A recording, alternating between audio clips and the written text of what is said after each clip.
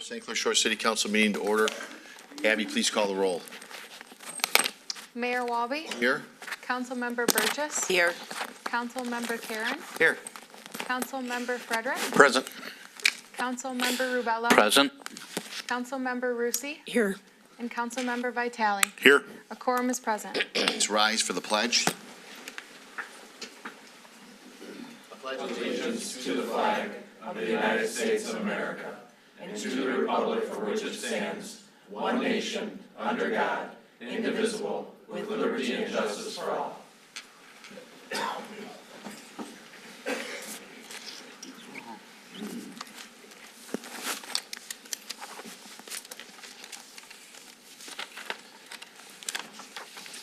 Before we get into the agenda, which item 2, just like to make some comments regarding, I'm sure many have seen and are aware of the charges from Attorney General Nessel regarding the 4 voters in St. Clair Shores and the 3 part-time seasonal election workers. So I just want to give a brief overview of that and a few comments. I'm going to kick it to Abby, and then we're going to give it to the police chief, and then I'm going to make some final comments so that you know the process of what occurred here in the city of St. Clair Shores in the primary of 2024. Abby? So I'm Abby Barrett. I'm the city clerk. On August 6th, the state primary election, we had 4 voters vote twice. They came in once in person to vote and voted absentee. My office became aware of this immediately on election night when reconciling and running reports. We turned these reports into the county prosecutor's office, the county board of canvassers, the local police department, and the Bureau of Elections. And then the local police department, which obviously is the city of St. Clair Shores, Chief Allen did the investigation. Good evening, Allen? Mayor and Council. So once we were notified, the prosecutor asked us to do the formal investigation. It could have gone to the Attorney General's office at that point. He asked us to do that at that time. So this case was assigned to a supervisor in our detective bureau. He conducted the investigation. He spoke with the city clerk, numerous election workers, and then the 4 voters that were involved.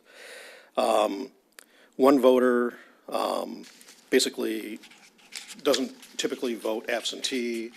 He turned in an absentee ballot, which he thought was his wife's, and then he came to vote in person. He said his ballot had already been turned in. He said it hadn't, so he was allowed to vote. The second one didn't know if her husband had turned in her ballot or not on her behalf. So she came to City Hall to find out, and then she voted.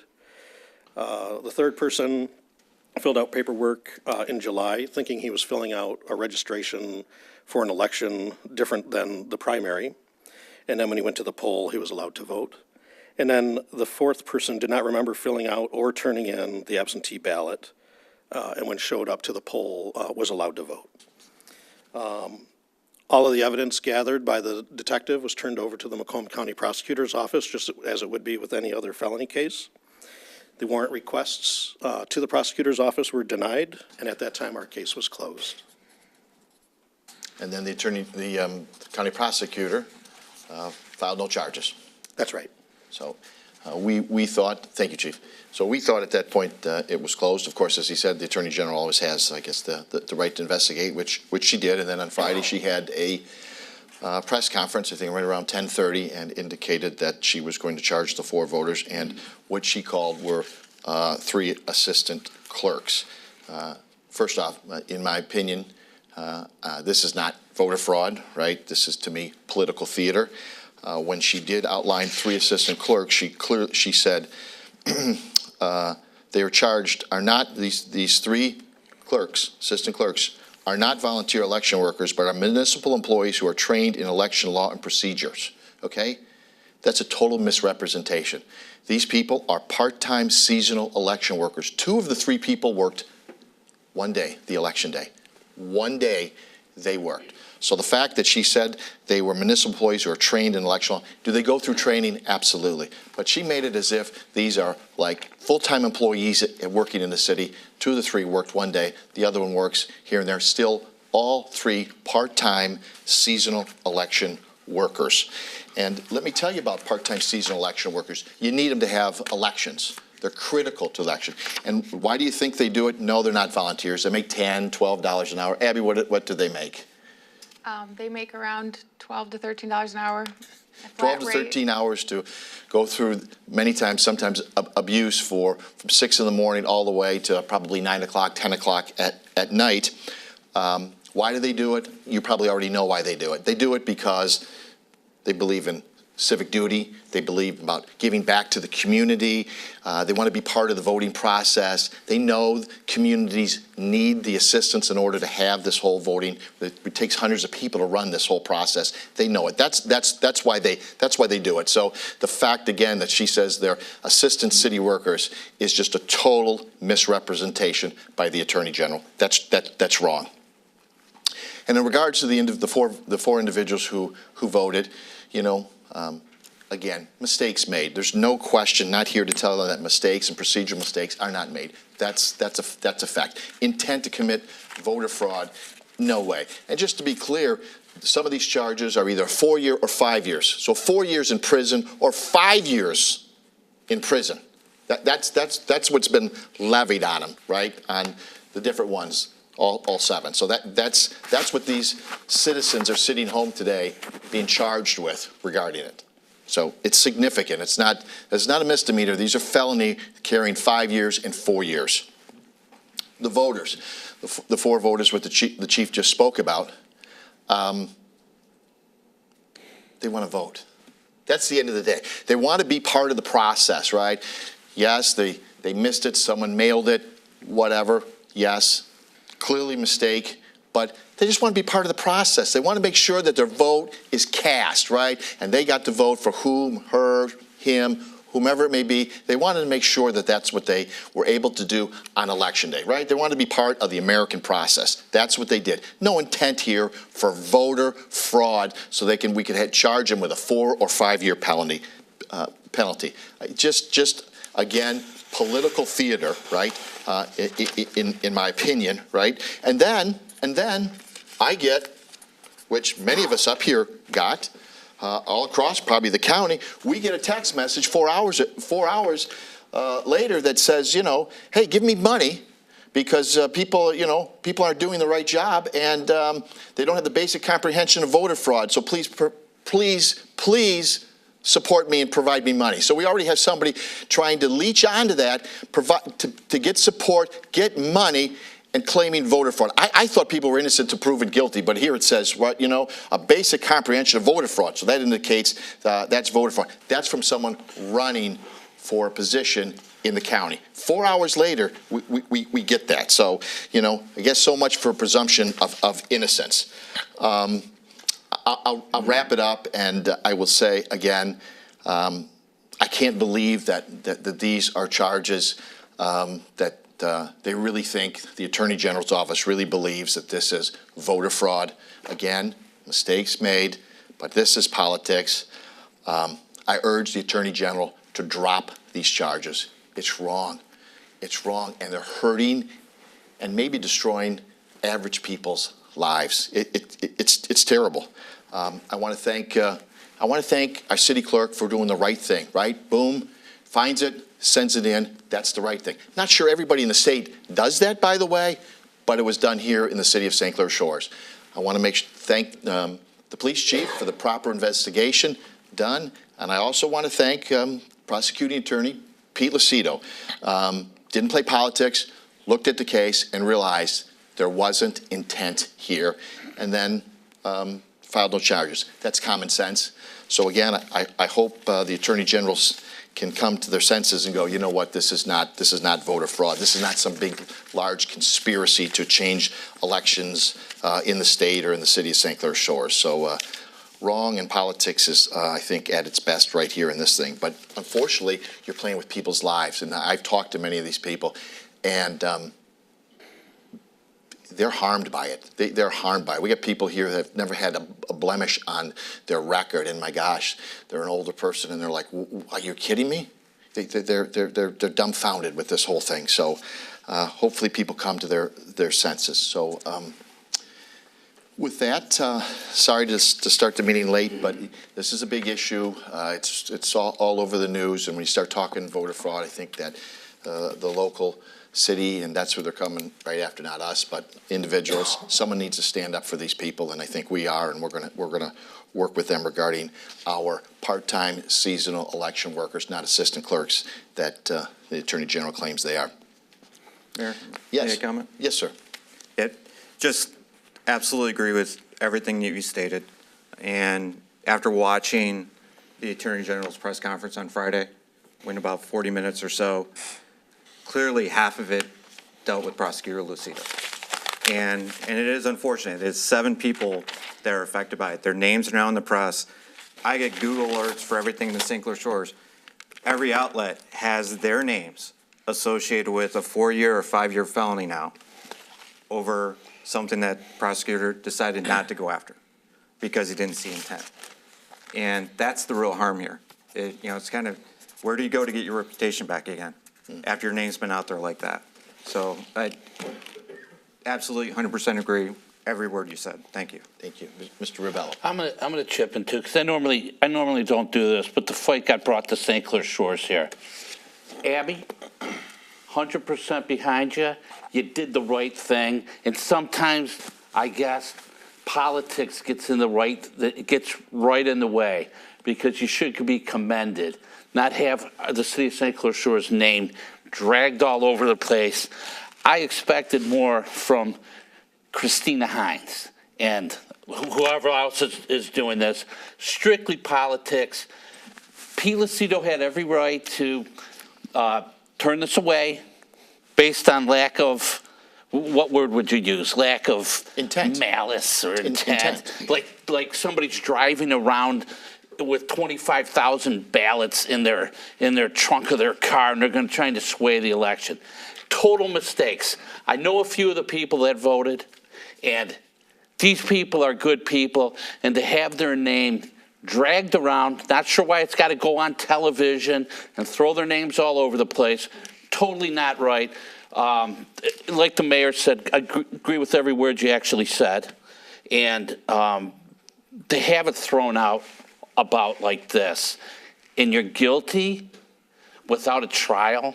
These people, you can't pull the reins back in once you throw this stuff out all over, Fox 2 News or WDIV. This is damaging. And on top of it, I'm talking to someone yesterday, the story is in Dallas, Texas. Come on.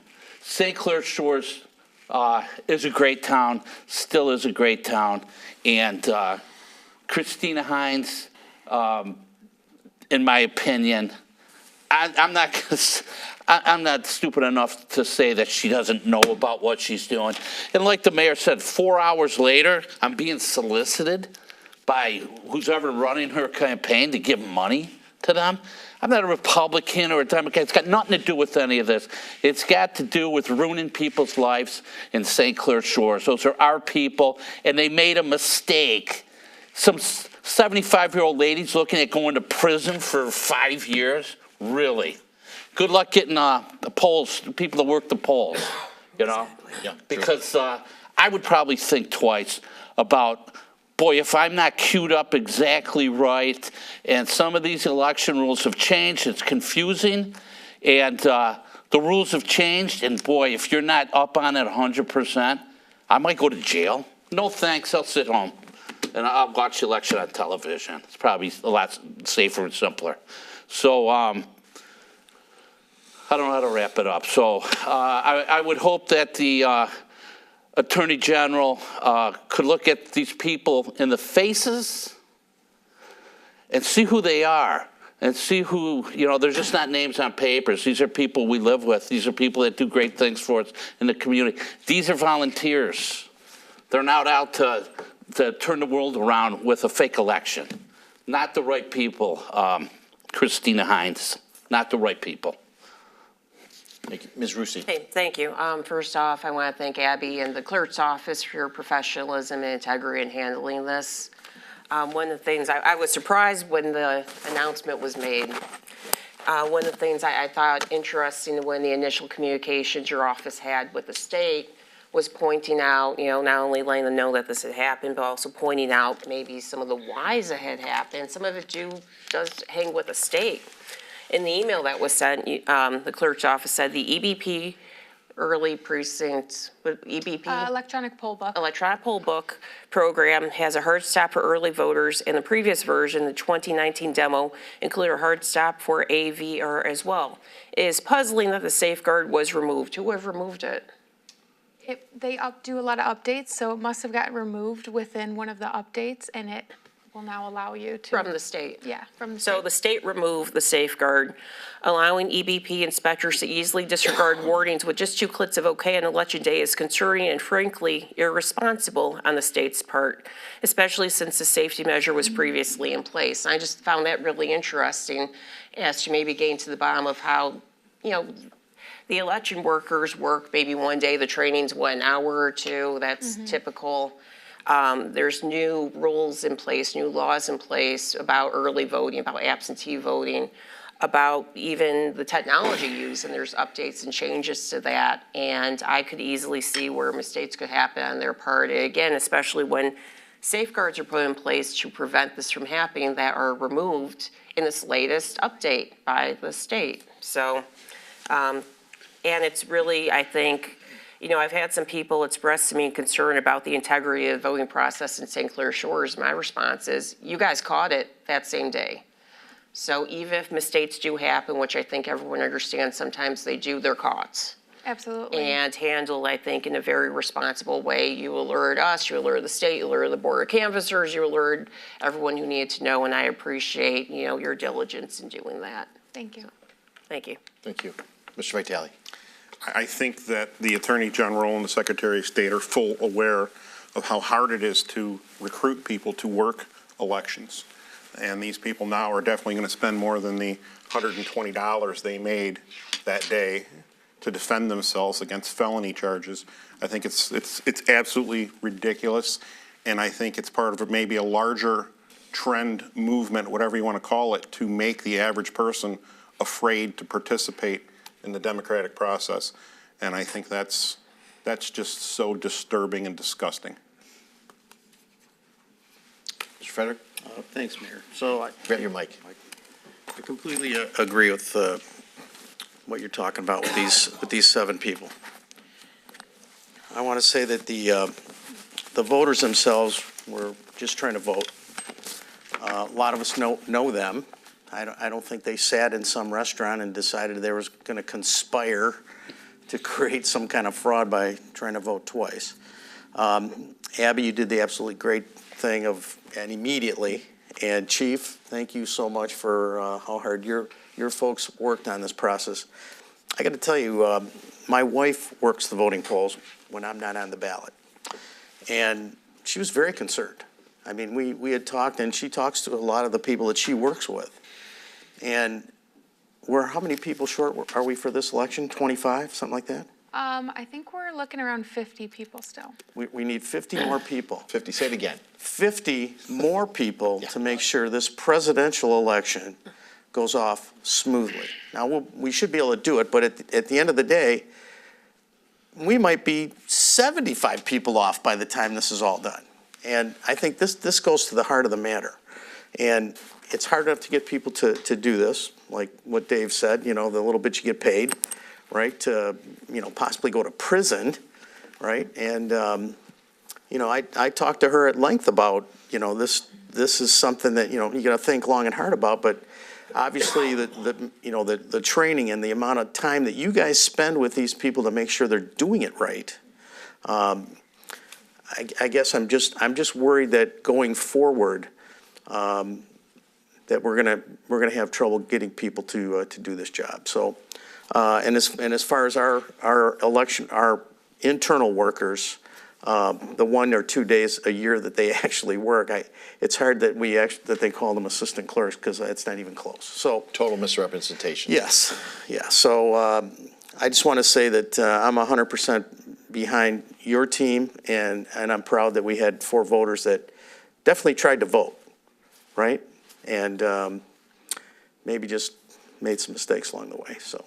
It certainly makes a better charge when you say assistant clerks compared to part-time seasonal election workers. We're charging part-time seasonal. How does that play out? Not very good, but when you say assistant clerks, it must be all the, whole clerk's department. That's what you take from it. Ms. Burgess? Just a short comment. I was talking today with some people, and the 4 people that voted, of course, we're calling it an accident. They were aware that when they called the city, they called down to the part-time helpline. My understanding is there was a check box that said delete that mail-in. They thought they were deleting the mail-in and they were going to vote. So it's not deleting it. There is a rejection button, and you're not supposed to reject. That's basically, we're removing that ballot. It won't be counted if it has not been returned. But due to early voting, a lot of our deadlines and things have changed. You can't spoil or reject anything if it's already been returned, because we're counting ballots that day. Right. But I think that the workers they thought they were going to dismiss that. And the voters knew at that time that if they had a vote in already for an absentee ballot, that it wasn't like they were going to get 2 votes in. They weren't intending to defraud anybody. And I have been heartsick ever since this happened. And just feel that our Attorney General needs to drop these charges immediately and let these people have some peace of mind. Agreed. Thank you. Thank you, St. Clair Shores City Council. Maybe we don't always agree on every issue here, but individuals have their heart in the right spot to take care of our residents and do the best for residents, and I think you see it right here. So I really appreciate that, so thank you. Item 2, proclamations and presentations. We don't have any, so item 3 is audience participation. You get 2 minutes to speak on an agenda item. Abby, do we have any? Yes, we have 2. Already? Our first speaker is Alicia St. Germain, Harrison Township resident, speaking on agenda item 5. Good evening. How are you? Yes, ma'am. Thanks for coming. Thanks for having me. Thank you, board members. My name is Alicia St. Germain. I'm the state representative for this district. District 62 comprises all of Harrison Township, the south end of Chesterfield, St. Clair Shores to 12-mile-ish, we'll say, a little bit of Roseville and Clinton Township, and all of Fraser. So just to give a little bit of background, many people in here might know that for decades, really, Oakland County has been dumping combined sewage overflow into Macomb County. There's a big retention basin. It's at 14 Mile and DeQuinder area. It's called the George W. Kuhn Retention Basin. From that basin, Oakland County's storm water runoff and their sewage goes into this basin, and then it's cleaned with, say, bleach, and then discharged into the Red Run that goes like through Fraser, Warren, into the Clinton River, and then ultimately into St. Clair Shores, or I should say Lake St. Clair, sorry. So our Macomb County Public Works has done extensive work to combat combined sewage overflow. Thanks to Candace Miller and her office, we have reduced combined sewage overflow by nearly 75%. And we still have more projects underway. You might know that, we have a project right here in St. Clair Shores along Jefferson that'll take way pretty soon here. And the goal is to get to 100%. There is no reason why Macomb County should even have to deal with sewage coming down our waterways and into our lake. We are the nautical mile, Boat Town, USA. Our Lake St. Clair means a lot to us. I might be running out of time, sorry. Forgot about the 2 minutes. Anyways, so finally, we have introduced legislation to combat this. My bill, which is House Bill 5917, just keep going, basically says that before a county can discharge or combine sewage, the impacting county, say Macomb, has to provide a resolution. There's a second bill that essentially fines 20 cents per gallon of combined sewage that exceeds the permit. And that might not seem a lot, but just a few months ago, If you take 112 million gallons and times it by 20 cents a gallon, it'll add up. This is not a partisan issue. This is right versus wrong, and we're gonna get this done. Thank you. Thank you for sponsoring. We appreciate you coming, too. Thank you. Thank you. Next is Joseph Backus, a St. Clair Shores resident, speaking on agenda item 7. Good evening, Joseph Backus, 21120 Yale. In February 2010, Kroger and Shell enter a legal business agreement. That is why the Shell gas station at 9 and Harper takes the Kroger points and services the customers at Kroger. So, because I'm not a lawyer, I'm a teacher, I couldn't just call up Shell and say, hey, can you send me a copy of your legal business partnership agreement? I want to check something out. Because what I notice here in Macomb County, no Shell gas station or Kroger fuel station are within a quarter of a mile of each other. So if you approve this site plan, you're going to put St. Clair Shores in a very unique situation. The closest I can find is actually down the road here in Roseville. You got a Kroger fuel station at 10 and a half in Gratiot, and about 2 blocks south of 11 is a Shell gas station, but they're separated by the boulevard and service opposite flows of traffic. They're not in a direct competition with each other. So during the discussion tonight, I would ask maybe if the attorney or city manager, if you guys would ask the lawyer that's here representing Kroger, is this site plan in any way in conflict with their legal business partnership agreement? Because I don't know if there's a distance clause in it or a non-competition clause in it, because I don't have that information. But I did notice there's separation between the businesses and their locations throughout Macomb County, so they're not in direct competition with each other. Thank you. Thank you. With that, we'll go to item 4, is request to adopt resolution to host Kids Turkey Trot on November 9th in the downtown Greater Mac area. Come on up. Good evening, how are you? Terrific. Are you Phil Washington? Yes, I am, sorry. Well, nice to meet you, Phil. Nice to meet you as well. 22944 Pleasant Street. November 9th, we're looking to try to get the road closed down from 3 p.m. to 10. We're trying to do a kids' turkey trot. That area right there where they shut down normally for the social district, we're trying to do like a scaled-down version, just a mini social district, just to add on. And something just to get more families down, just to encourage to bring their kids down and take advantage of our downtown area. And I see you went out and solicited a number of signatures of the businesses in the area. Yes, almost all the signatures in downtown. And, Mr. Lent? yeah, and they also did reach out to the city in regards to the band show, and they are interested in renting the band show from us, because I think they're going to be getting a band, as well as the DPW workers to be able to clean up for the event afterwards, just like a normal social district. Yes, barricades and then the police officers. That's correct. Okay. Questions? Ms. Rusi? Thank you. I guess first off, did you say 2 p.m. or 3 p.m.? We're trying to do it from 3 p.m. to 10 p.m. 3 p.m. to 10 p.m.? Okay. I was confused reading this. 7 hours seems like a long time for a turkey trot. So it's a turkey trot which precedes then a pseudo social district, right? correct, a smaller version to scale down. We're going to have a band and then we're also going to have a DJ as well. I guess my question is, I understand why you would need the special event permit for the turkey trot portion, because we typically, for the social districts, don't close the road that early. But, I mean, the social district approval that was sent to this, application was sent to the state a couple of years ago, allowed the 9-MAC district to hold a social district every week. Correct. So why would they need a special permit to do that part of it? I understand, again, the earlier part, because that is earlier than the social district, but in terms of the part that would send 5 to 10, why would this permit need to include that? Because currently, right now, our social district advertisement ends at the end of October, and we don't have scheduled to close down the street as we normally do. So anytime we are closing down the street after the allotted time that council has already authorized, it has to come to council to authorize shutting down the street. I don't remember us stopping the authorization at that time, monthly.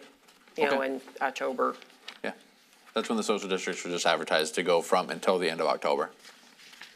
So we did have one, I believe it's 3 years ago in November, but we just had the single one. They ended up shutting that down then just because of the weather. But that's why we were trying to get it for earlier. If it is an issue, we can go from 5. No, like the I'm normal just No, I- bringing up, I think that this is asking for Procedure. more than you have to ask for. Yeah, procedural, you're right. Procedural, I'm asking No question, I procedurally. understand. Because I don't think council said to stop in October, because again, the first year was supposed to go till November. I don't think that came from council. Right, The stoppage. Okay. In October. And I know, and again, was just questioning some of the documentation you submitted from, related to the insurance. Number of attendees in 2 spots is listed as 100. Surely you intend more than 100 attendees for I a, just had to give a number. And then I also have another version of that contract that added St. Clair Shores to the city. Okay. So that part of it as well, if you need that. okay, yeah, have you submitted that to the clerk's office yet? I did email that over, Okay. a copy. Okay, I was just thinking, a 7-hour turkey trot with 100 people sounds like a very strange event. That would be within your purview to have whatever event you want, but We definitely intend to have more people. We're just throwing that number out there just to get it started. now the turkey trot's like a fun run type thing for kids? Correct. So in that downtown section, it's actually 0.25 miles. So we're going to map out a course where they do it 4 times. And then each time they do it, the kids get a bracelet. And then if they complete it, they get a prize at the end as Okay, well. that's cool. Is it a fundraiser for a charity, or is it just free to have fun and attend? It's just to highlight the downtown area. We're also doing a passport sheet, which each adult gets along with their child, then go to each business, you can get a sticker. And at the end, we also have Shores Meat Shop that's going to donate a turkey. So whoever comes with the most votes of that gets a turkey as well. Okay, cool. Now I look forward to learning more about the event. And it's always nice to see some initiative with new events being proposed. Yes. So, thank you. Mr. Rebello. First thing I want to do is thank Phil and the Fugas here, who are a huge part of the success of downtown St. Clair Shores and the social district. So while you're all here, it looks like the only one missing is your son. Thank you for all you're doing. Phil down over here, he's got the Philly steak fries, cheese fries, Philly Cheesesteaks. cheesesteaks. Okay. And pizza. And thank you for bringing back the Kid Zone. I know it got washed out last weekend, but thank you guys for participating, okay? You're doing wonderful stuff down there, and you can see what's going on, and it's progressing quite nicely. So the last social district is October 26th. You're running this November 2. We're trying to do it early. November 9th. November 9th. November 9th? Yeah, it's Okay. going to be 2 weeks apart. We're trying to do it Okay. early November just because the weather, it's Sure. it's hard to gauge. Okay. And as far as liquor or anything, Dustin, I know that we only Social put in for district- so many events for the liquor. Social district. Social district rules, classes, they know, and then they're, like I said, they're getting the same, it's gonna be the same treatment because they're authorizing the same package that we have for the social district, and they're willing to pay the same price. Okay. So everything will be the same, except for they're going earlier with the kids event, gearing it more towards kids, families. And to answer Candace's question, why would it take so long? Because there might be a lot of people like me running in that thing. So. All right. So I will move to adopt a resolution to host the Kids Turkey Trot on November 9th, 2024, in the downtown Greater Mac area. Support. Moved by Mr. Rebello, supported by Mr. Karen. Did you add that you're doing the turkey trot? I didn't remember. Was that part of the motion, That's Mr. what it Rebello? sounded like for 7 hours. All right. Yeah, and I'll do it on his back. I'll jump on your back. All, Okay. all in favor? Aye. All opposed? Thank you. Perfect. you so We'll much. see you Appreciate November your time. 9th. Mr. Fuga, thank you for your donation on the clock and the golf course and the first year. We appreciate that. I know you came out, but to see you again, thank you for the donation on one of the rocks. We appreciate it. Thank you. Item 5 is the resolution supporting House Bills 5917 and 5918, right?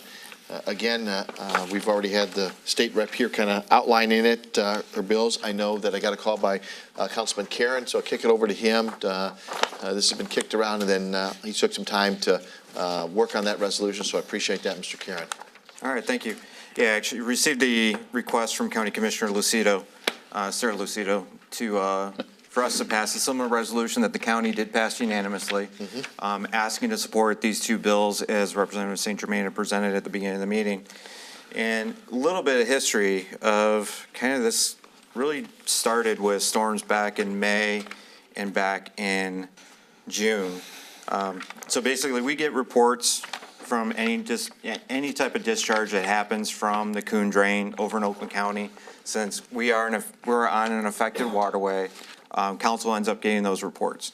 And on the report for the storm that ended on May 27th, discharge ended on May 27th, Oakland County showed they were not in compliance. They have two checkboxes. You're either in compliance, you're not in compliance. They checked not in compliance.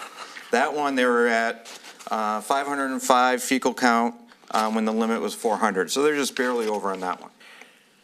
And then a week later, for a discharge that ended on June 5th, they ended up 17,974 fecal count to a limit of 400. 17,974 when the limit was 400. That's how far they were out of compliance. E. coli account was 76,926, where they should be close to 1,000 in order to be in compliance.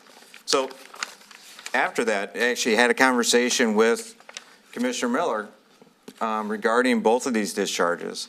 And she worked with the county board chairman, Don Brown. They put a letter together to the director of EGLE, of asking hey, what is EGLE doing? You're the permitting body for Oakland County for this retention basin over there. What are you doing to stop, make sure they're in compliance? Never got a response. And Commissioner Miller, she's got contacts, she can push things, but was never getting a response. And I know several state representatives put a letter together as well, asking, hey, what's going on? What is EGLE doing to make sure this is in compliance? Didn't get a response. Meanwhile, the Oakland County Drain Commissioner, Mr. Nash, has been basically saying, no, we're always in compliance. We're fine. We're good, even though the reports say otherwise. Even this article that was in the September 20th Detroit News that I included in the packet has a caption in here. Nash told reporters that Macomb County claims Oakland County not partially treating the water is simply untrue. Despite, remember, 2 reports saying not in compliance. Were simply untrue. He said all the water that leaves the Coon facility is fully treated. He said it has been screened and disinfected with bleach. When pressed by a reporter, Nash said the water is swimmable, but not drinkable.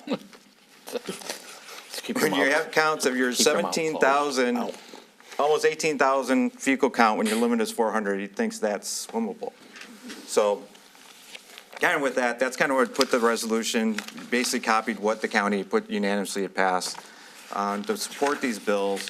And the reason is, it's just to keep the pressure on that Macomb County, Commissioner Miller, here in St. Clair Shores, the Southeast Macomb Sanitary District, we're putting a lot of effort to stop any type of discharges into Lake St. Clair, where it's the Martin Retention Basin, Chappaden, Milk River. We put a lot of effort. And in looking at our compliance reports, we've never had one that was not in compliance, ever. And I've been reading these reports for 12 years. So to have 2 right in a row and then to have an Oakland County Drain Commissioner saying it's swimmable, not drinkable, he needs pressure. And that's what these bills are really meant to do. It basically set up, hey, if you're going to discharge into this neighboring county, you got to get their permission. And you got to set up protocols that they're warned and they're told and then they know what type of hazards are coming. We don't want their basements to back up. That's why these retention basins are there. It's to help manage that. We don't want property destroyed or anything like that. We want to be able to work together. But denying you got a problem isn't working together. And that's what this bill is really trying to do. And the second bill is to basically set up the financial penalties if you don't comply. So with that, I'll hand it back to the mayor. Thank you. Ms. Burgess. Yeah, I love Lake St. Clair. It is one of the reasons why I ran is to really do some work to make sure that we are keeping our waterways clean. Cleanup, I'm on the environmental Waterfront Commission, and when I see the things that I sat down and talked with Candace Miller, and we were talking about the things that we're doing here in Macomb County, and we are striving very hard to do our due diligence to make sure that we are keeping our citizens safe, our waterways safe. And then when a neighboring county just pumps stuff in, I feel like we did all this effort to still pollute our waterways. And so I just love these bills. I think that they need to be not only financially responsible, but they need some really big penalties to make sure that, this is swimmable but not drinkable. Like, I wouldn't want to Keep your mouth swim in it closed. either. Keep your mouth, nose, eyes closed, and any other extremities. That, to me, is literally like slapping our faces, saying that, oh, we're compliant, but not really, but, live with that kind of thing. And I live on the water, and it's so hard to understand how anybody would want to continually do something to hurt our waters. That is just devastating to us. Thank you. Mr. Vitale. Well, first of all, this is great work by Lisa St. James here or St. Germain, and much appreciated. I remember when Commissioner Miller was here and said that there was a lot of finger pointing at Oakland County, and she said we've got to clean up our own act first. And looks like we've done a lot of that now, and now I think we can legitimately point some fingers. Yep. And, one other thing I want to mention here that I think is telling or disappointing is that when we all came in tonight, the Fox 2 cameras were here. Fox 2's taken their video about the election, but I was actually hoping maybe they were here to cover this, a topic that is positive and would help inform the public of something that would really affect them, and they're nowhere to be found. So unfortunately, you'll just be seeing this on the city's cable channel and the city's YouTube channel, and hopefully we can spread it around, but it'd be nice if all Metro Detroit were here to see this. Mr. Rebello. So the target here is just to curb the environmental protection of the lake. Through the Great Lakes Energy, is that what it's really coming from? Yeah, like Mr. Vitale said, thank you for doing this along with Jamie Green, the Boyer. There's there's a whole bunch of you guys who got your eye on the right target. As far as a little bit how this works is if they're ready to dump and we're the neighboring county, who signs off, like who's from our group? No one signs off. They have a permit from Eggle to dump, so since they have a permit from Eggle, which used to be the DEQ, Okay. right? It was changed over Governor Whitmer. That allows them to do the process. So they get it through us. It's not like we're not through sitting the there and county. someone picks the phone up and says, okay. Nope, it's through the state of Michigan and through the Eggle who gives them the permit.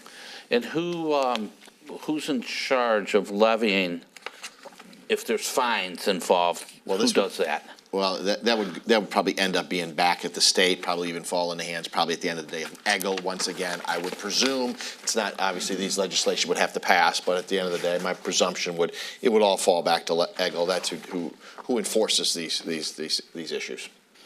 Okay, I mean, it's one of our great strides in the right direction, for sure. So I'll move to approve the resolution to support Michigan House Bills 5917 and 5918, and a special shout out to Ms. Candace Miller, who's Yeah, a bulldog. There's some on support. this stuff. I support.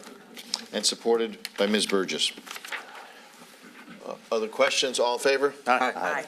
All opposed. 7-0 passes. And again, just a last comment, which is, we haven't, whatever happens here, the positive, I think maybe someone already brought this up, is for years there was really no discussion, and not so we don't want Commissioner Miller to have too big a head, but until she really came here and started to address these issues, that's when things started to change, and she became the driving force to, right? She's from Raymond, St. Clair Shores. girl, right, born and raised right there on Raymond Street. So she started to drive this process and really be on the forefront of trying to clean the lake. And again, at the end of the day, no one talked about this. No one's talked to Oakland County, and all these things at the end of the day are really good to try to make progress. Progress is made, a lot more needed, but my gosh, we've had a lot of progress here in the eight years she's been there. So we're happy, and I think the community ought to be happy for what they've done, and thank you for sponsoring it, State Rep. We appreciate that. With that, we'll go to item 6, request a site plan approval for the facade renovation outdoor seating area within the right-of-way at the New York Deli on Little Mac. Who's here to represent New York Deli? Whoa. No one here for the New York Deli. With that, I think that we should motion to table. That would be my Move to table. and then we'll go back to the clerks, and we'll put it back either on the next meeting or maybe even November, one of those 2 meetings. So I'm sorry, that table was moved by Mr. Karen, supported by down here Ms. Rusi to table the site plan approval for facade renovation at the outdoor seating area within the right-of-way of the New York Deli on Little Mac. All in favor? Aye. All opposed. Okay, we will get back with them, and then we'll see them, I'm sure, at a future meeting. I'm sorry, but I forgot about item 8 is request the adoption of the fee schedule. That has been taken off. We'll bring that back at the next meeting or maybe the first meeting in November. A little more work on that's a couple of questions still to be answered, and so we're working on that. So back to item 7, which is request for site plan approval for the new gas station within the parking lot of the existing Kroger at 206609 Mile, represented by Clark Hill. Jason Canvasser. Mr. Uri. Just one brief comment before Mr. Canvasser makes his presentation. I would just ask the city council to consider the issues as they are in our ordinance and as the traffic study that I think Mr. Canvasser is going to detail, and which AEW is also going to detail, as the city had one done as well, and that the comments of council, if any, be confined to those and not issues of whether or not this is a fair competition or not fair competition. That's really not an issue to be brought up during this hearing. Good evening. How are you? Good evening. Good to see you. Thank you for those comments, Mr. Irie. Just really quick.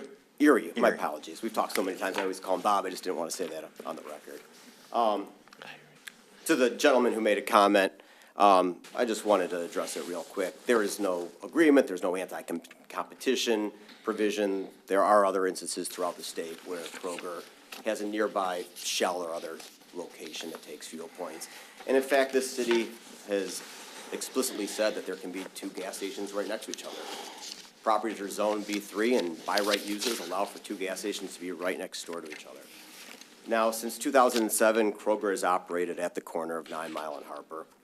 In 2001, Kroger invested over $30 million into the city and substantially expanded that store. At that time, Kroger's site plan was approved with the current egress and ingress drives that exist today. Notably, there was no traffic study required for that expansion. In 2021, Kroger came to the City Planning Commission, who approved Kroger's original gas site plan. After council rejected that plan, explicitly stating that the denial was occurring due to a desire to protect the Shell station from competition, which was not a valid reason for rejection, Kroger went and had multiple discussions, looked at multiple locations, considered those seriously, but ultimately determined that none of those other locations were suitable. And as a result, Kroger came back with a new site plan revised to address the Planning Commission's minor comments from 2021.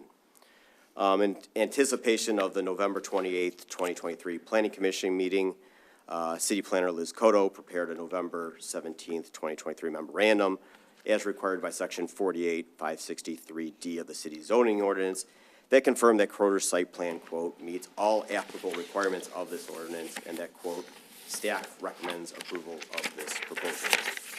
At the November 28, 2020 Planning Commission meeting, the Planning Commission approved Kroger's site plan for a new gas station within the parking lot of the existing Kroger store. However, Council refused to set this matter for a hearing. Kroger met with city representatives at the store. At that time, the only issue raised was a concern about crime.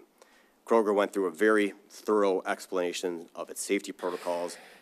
We even followed up with the mayor on March 1st, 2024, with the proposed additional steps that Kroger was willing to take to address safety concerns, including, among other things, forming a community task force to address crime within the city.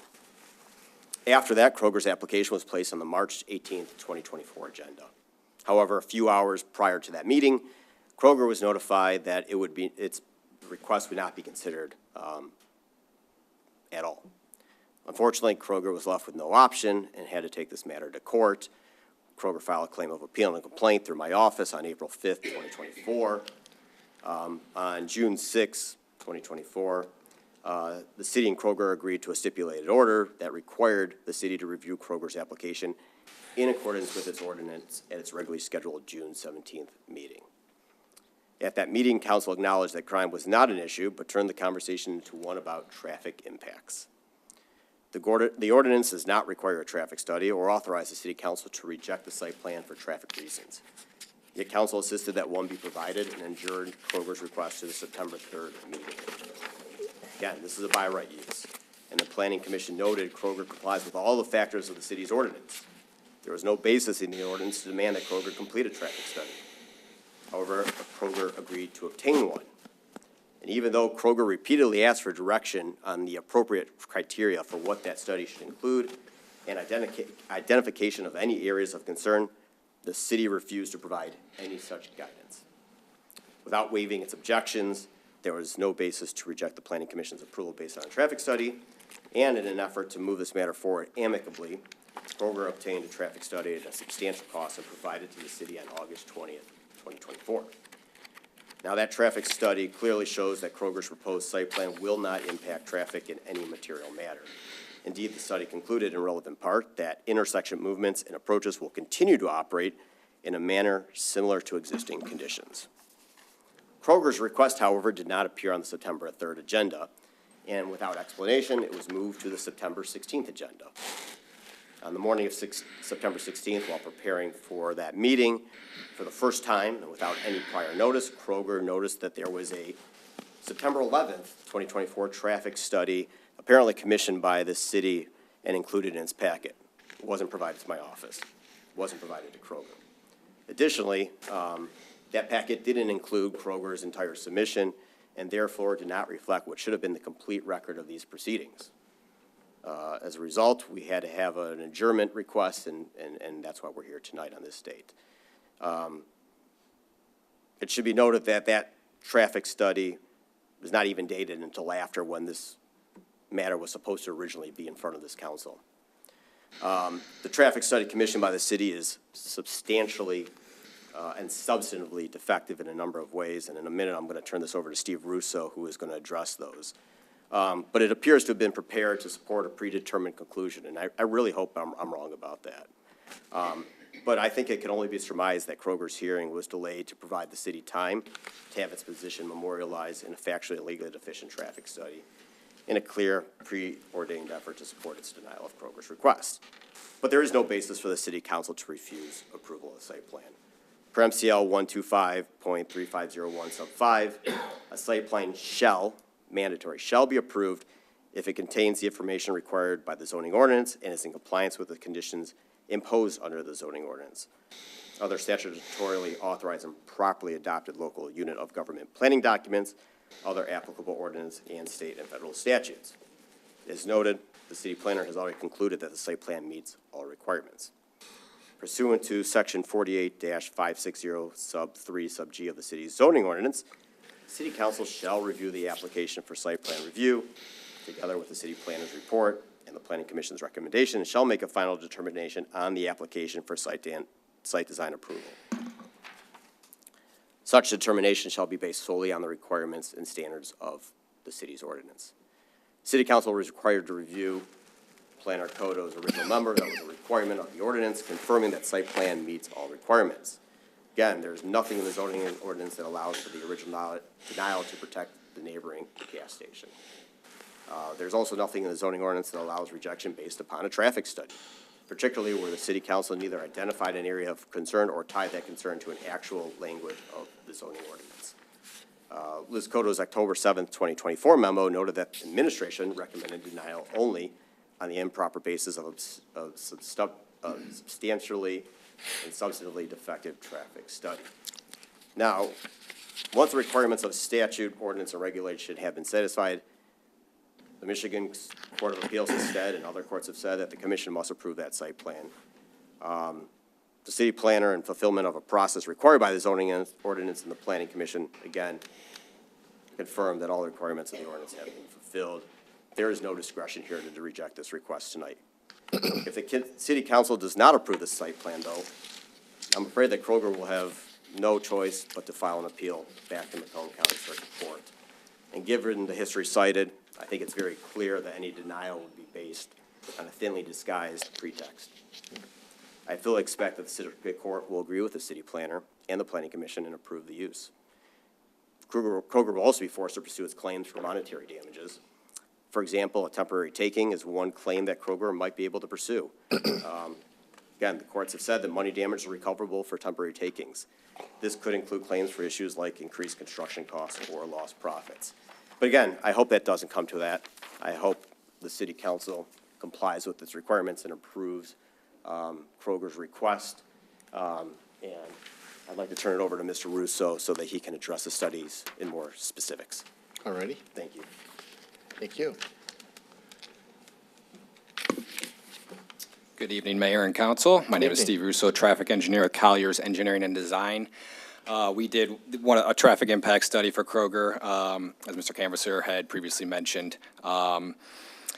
And definitely find ourselves in a unique situation here. It's not really common to have two different traffic studies kind of done for the same project. I know AEW staff is here. I'm certainly capable and ready to answer any questions they may have on my study, but I did take a long, thorough review of their study, and I did just have some concerns based on kind of the way it was written. You know, if someone just read the conclusions, I felt like it was pretty misleading based on kind of the actual information, if you actually looked into great detail with the study. So I'm just going to kind of go over a few of those concerns. Number one, the existing capacity issues at the intersection 9 Mount Harper. Their analysis shows level service ease for a couple movements on the eastbound approach. They use the word failing a lot, which I think that's kind of misleading. So when we do a traffic analysis, for anybody who's not familiar with it, basically there is a level service grade that we designate to movements, and it's just the same kind of grading scale we all probably had back in school, from A to F, A being great, F being failing. And that's based on delay thresholds, and I won't get into detailed with that, but essentially level service F would be what we would consider failing. Level service E, I would say, is certainly undesirable. Level service D is kind of the threshold that we shoot for, but level service E, I wouldn't use the word failing, so I think that's kind of a little bit misleading there. And actually, again, not trying to get too detailed, but HCM analysis and level service, it's actually a step function. So the threshold from D to E is 55 seconds, and these movements are at 60, whereas the failing threshold is at 80. So they're far closer to being acceptable than they are failing. So I just want to make sure to kind of clarify that. The other point I would note on that is, so when you look at, again, not trying to get too detailed, but when you look at kind of their results that they have included in their appendix of the actual analysis, it shows a lot of volume to capacity ratios, which essentially is just, you can calculate a theoretical capacity that each movement at intersection can handle, and basically taking those existing volumes and you compare that, and it'll give you a volume to capacity ratio with basically anything above 1 being over capacity. The highest volume to capacity ratio on the northbound and southbound approaches is 0.44, which indicates there's a lot of available capacity at that intersection. So even if there are E's at this intersection, you could probably easily just tweak the signal timings a couple seconds, give a couple seconds to the eastbound approach, and those level service E's would easily be D's. So that's kind of the existing capacity issues. Proposed capacity issues, again, one of the things they point out is that we're going to increase these unacceptable delays. Well, I just want to make sure that everybody understands that the increase in those delays is 0.3 seconds per vehicle, which I don't know if anybody here is going to be able to distinguish 0.3 seconds of additional delay sitting at an intersection. So, I mean, traffic standards, that would be considered not significant, and again, not discernible, and again, could easily be mitigated with just some signal time adjustments. And then the middle Kroger driveway, again, degrading to a level service during the PM peak hour. I have no issues with that. Our analysis actually shows the exact same thing. However, HCM analysis only looks at an intersection from an isolated standpoint. It does not take into account the operations of other intersections along the corridor. In this case, the signalized intersections at Harper Avenue and then at Pallister. In order to evaluate the effect that those signals have on the corridor and driveways along it, you need to do a microsimulation modeling, which they did. However, they didn't really mention kind of any results related to that as far as the driveway operations go. But based on our results and our simulations, it showed that those signals actually create gaps along 9 Mile for vehicles to be able to turn left out onto, on the roadway. So I just did want to point that out. And again, our analysis showed that 95th percentile queue lengths for the driveway with the addition of the gas station is only 4 vehicles, which is adequately accommodated within the driveway, and it does not spill back into the internal site circulation or anything like that. And then the other thing I would point out is the west site driveway is always available for additional adequate capacity. Like that has a volume to capacity ratio of 0.15. So even during the worst case 5:30 rush, vehicles can easily go out to that west site driveway 9 Mile, further away from the signalized intersection, and turn left. So just want to point that out. Queue analysis. So they did provide that drone photo that shows queues blocking the driveway. I mean, to me, that's just kind of a snapshot in time. I'd kind of like to know, like, what's the duration, how long does that occur? And then the other thing I would point out is based on their own analysis and their tables that have the queue lengths based on the simulations, the 95th percentile queue length for the eastbound approach from 9 Mile Harper is shown to be 364 feet. If you measure in Google Earth from the stop bar on 9 Mile Road back to the middle Kroger driveway, that distance is 425 feet. So their own analysis shows that 95th percentile queue length is not going to block the middle Kroger driveway. So I guess I don't see the issue there. And I guess our analysis shows similar, where the driveway is really not blocked hardly at all, maybe like a minute out of the peak hour, which again isn't significant. Site distance analysis. I guess I just want to clarify this a little bit. They kind of combine two different things here of corner clearance and site distance, which are two different things. So corner clearance is, there's a desirable distance you want to have a driveway set back from an intersection, which on 9 Mile Road, that distance per standards is 230 feet, which both the middle and west side driveways meet that corner clearance. So there really shouldn't be any issues there. And then as far as site distance evaluation goes, so that's typically more of a looking at especially from an intersection standpoint, you're looking for fixed objects that are in the line of sight for cars that are blocking, something like trees, shrubs, utility poles, things like that. That would be considered, that's what we would look at if we did a site distance evaluation. So they're kind of using a queue along 9 Mile as what's the site distance issue, which again, that's not, I've never seen that before. It's, like I said, it's usually fixed objects that you're looking at. And again, I wouldn't consider that to be accurate. The gap analysis, I think they had a statement in there that said it's impossible to turn out of there, but yet their own gap analysis shows that there's over 200 acceptable gaps during an hour period, which comes out to one every approximately 18 seconds. So I guess I'm not sure how that's impossible. And, based on their volumes, the highest left-turning demand is 104 vehicles. So with 200 gaps, again, really shouldn't be an issue. And again, the reason why there's that many gaps is because those signalized intersections create those gaps.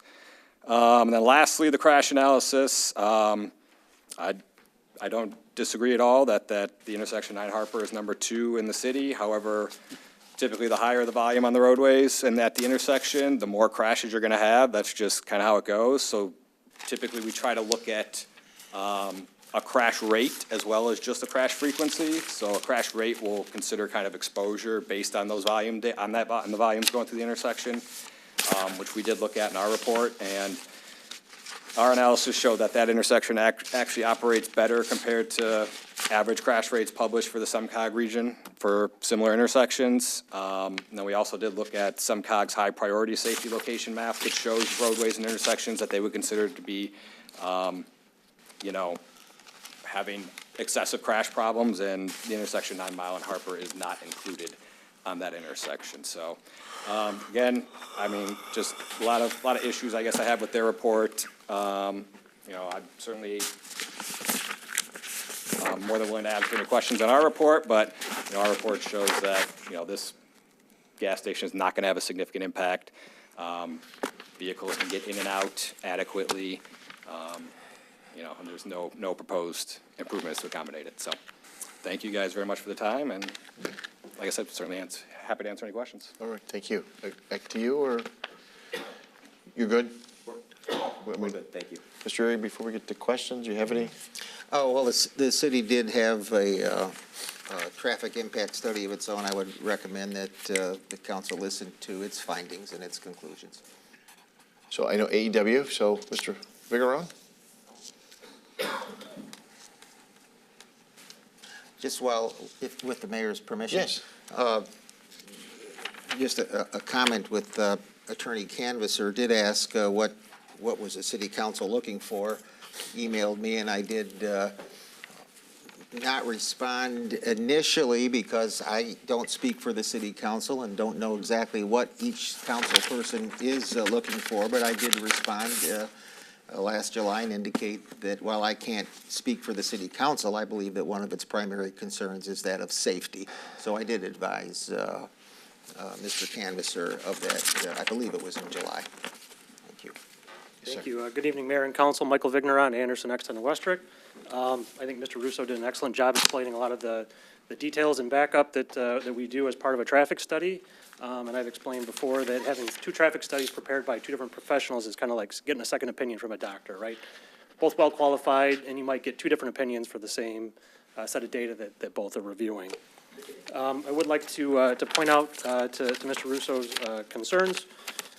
We did identify 6 areas that in our cover letter, that being capacity of the existing driveways and roadways, existing and proposed capacity, queues, site distance, gaps, and the crashes.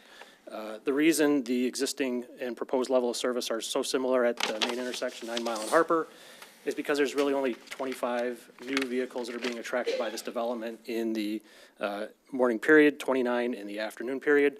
That's just a fraction of the 84 new driveway entries that are occurring because of the development.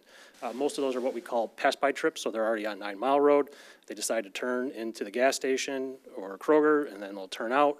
So that's a driveway trip, but not necessarily a new trip that's going through 9 Mile and Harper. So that's why you'll see just minor differences in delays at that intersection as opposed to a significant degradation in level of service at the driveway, which Mr. Russo indicated is what we consider to be a level of service E or F after the proposed development based on our analysis. There are a number of internal capture trips that both of our studies included. So these are people that are already patronizing Kroger that would now use the gas station. So there's a percentage of people that are not going to be new to the roadways, 9 Mile or Harper, but are part of the trips that are being attracted to that gas station. The only new trips, somebody that's at home, they want to go fill up their 5-gallon can for their lawnmower. 25 people new that we would anticipate visiting that site. But it does result in some significant impacts to the driveway. And that's where the queue analysis really comes in. We have a video from the drone footage that we take that we can show in a little bit. But as Mr. Russo indicated, our analysis did show that the queue lengths were quite a bit shorter than what was observed in the video.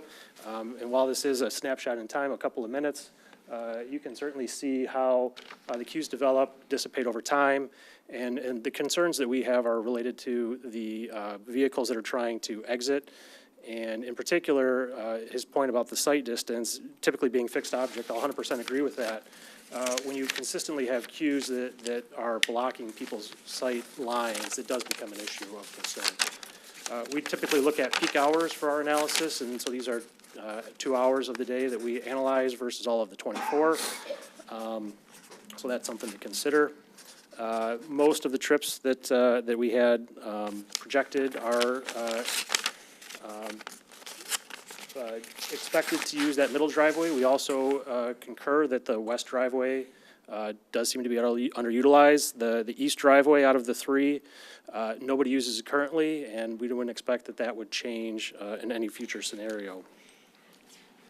And then the gap analysis, similar results. I don't know that I have really anything to add there. We do find that most of the gaps are too short for what we would consider to be adequate. It's a large percentage of the gaps that are experienced. The signals to the east and west do help create some gaps in traffic, but it is a significant number that are less than the ideal gap. And then crash analysis, nothing much to add there as well. Over the last 5 years, you experience 18.8 crashes per year at the intersection of 9 Mile and Harper. Most are related to the intersection. Thankfully, most are property damage only, a few minor injuries, no serious injuries over the last 5 years at that intersection. And we would anticipate that again, with any additional traffic, you would expect to see that those crash rates go up over time. I guess with that, we'll entertain any questions if anybody has any. What's gap analysis? A gap analysis, we take a look at a point in time, a fixed point, and measure how long it takes for where no vehicles are crossing that. So in both directions, from the time both vehicles cross, you basically run a stopwatch and see how long it takes until another vehicle crosses.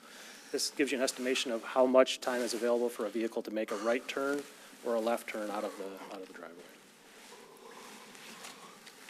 Anything else before I turn it over to council for questions? Mr. Vitale. Why did we stop the video? Okay. Okay. Yeah, I was watching the traffic come and go there and trying to see if there's a point there where we ever get clear.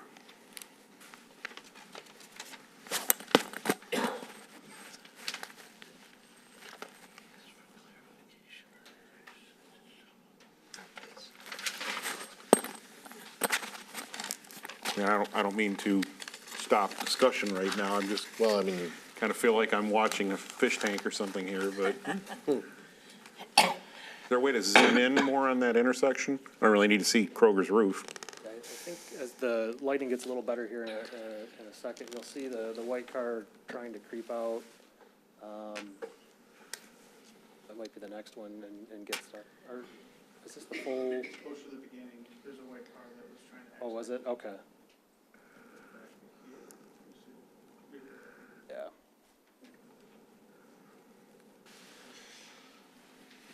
So again, while this is a snapshot in time, we did have this drone in the air for an hour taking video. We analyzed it pretty thoroughly to evaluate not only what the microsimulation was telling us, but what our eyes were telling us. See, I saw one car get out left there. And that was somebody making room for him.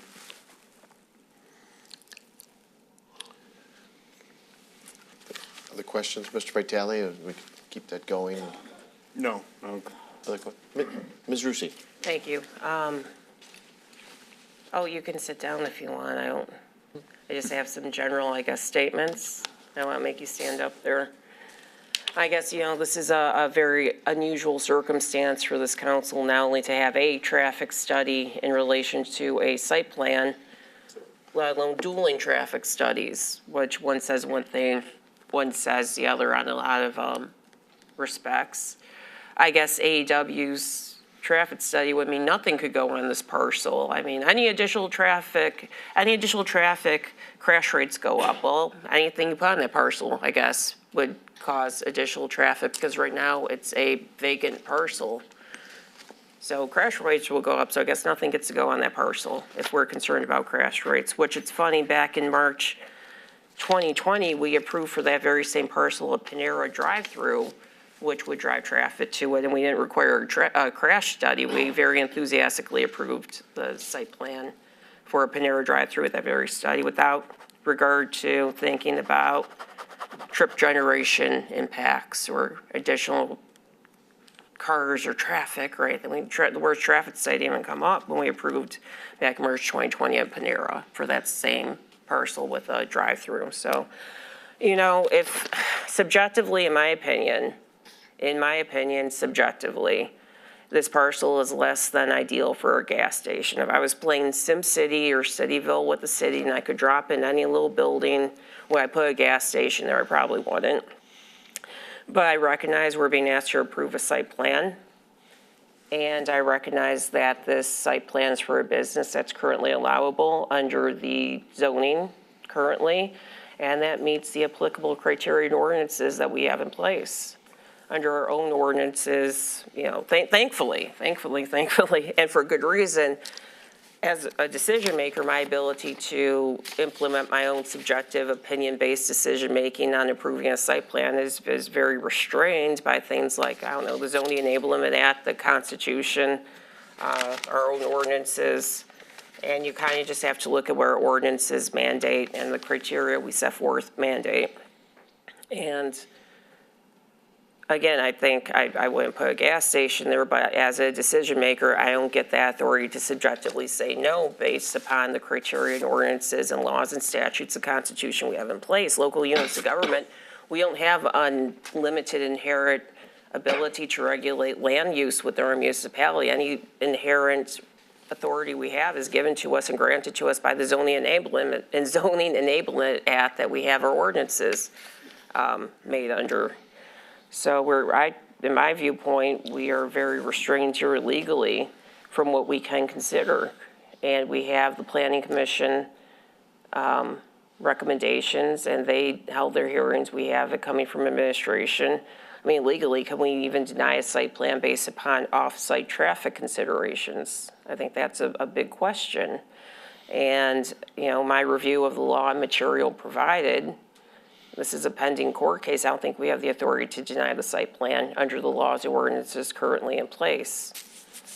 And quite honestly, this is a pending court case. If our intent was to make them do a traffic study just for us to then pay to do our own dueling traffic study, why even put them through the expense and time and dilatory tactics of making them do a traffic study in the first place, where we were just going to have our contractor come up with one on their own? It just seems like we're, I don't know, in a situation where we, you know, again, if subjectively, in my opinion, why stick a gas station here? No.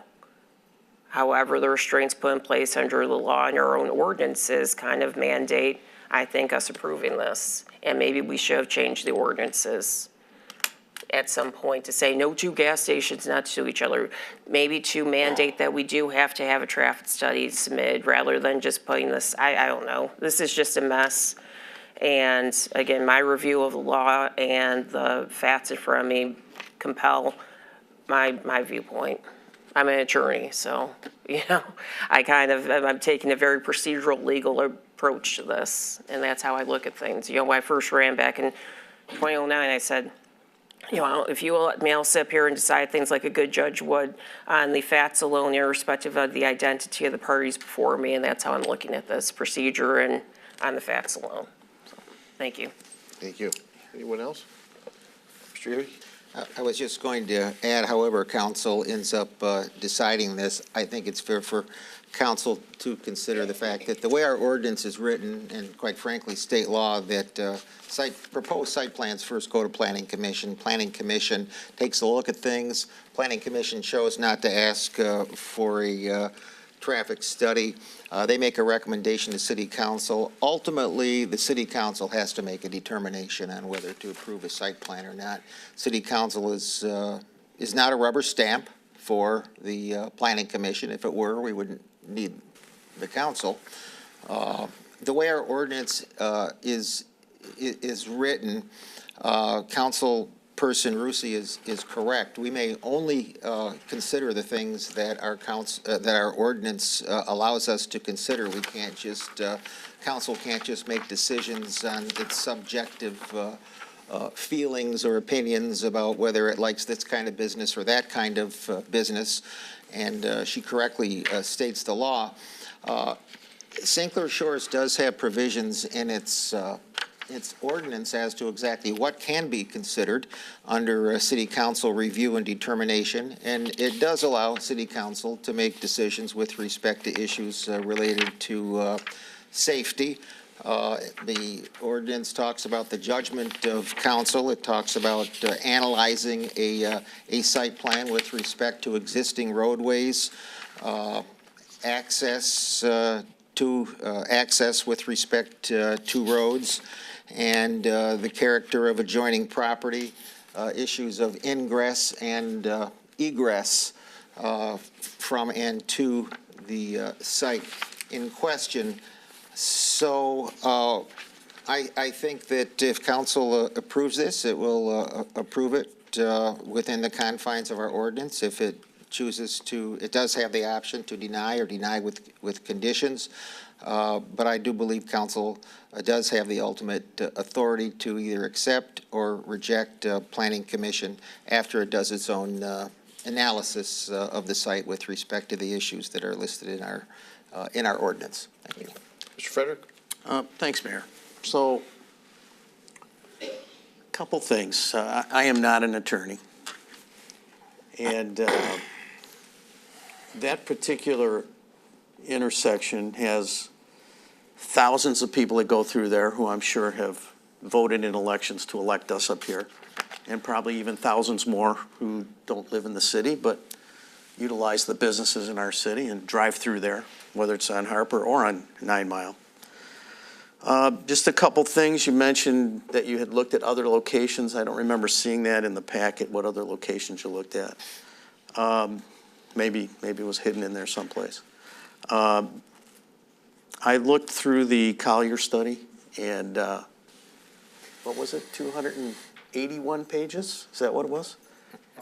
Yeah, it was rather lengthy, and you know, if you're not somebody that does those kinds of studies on a regular basis, I'm not sure you were just trying to, fire hose us a little bit on that, but at the end of the day, I appreciate the fact that you guys did that. You said something about, the A through F process, where A is good and F is bad, and you said you shoot for a D. I'm no traffic study guy, but I don't think I'd shoot for a D. I'd want to be an A or a B student on that process. In addition, you talked about stacked cars. My position is really about safety.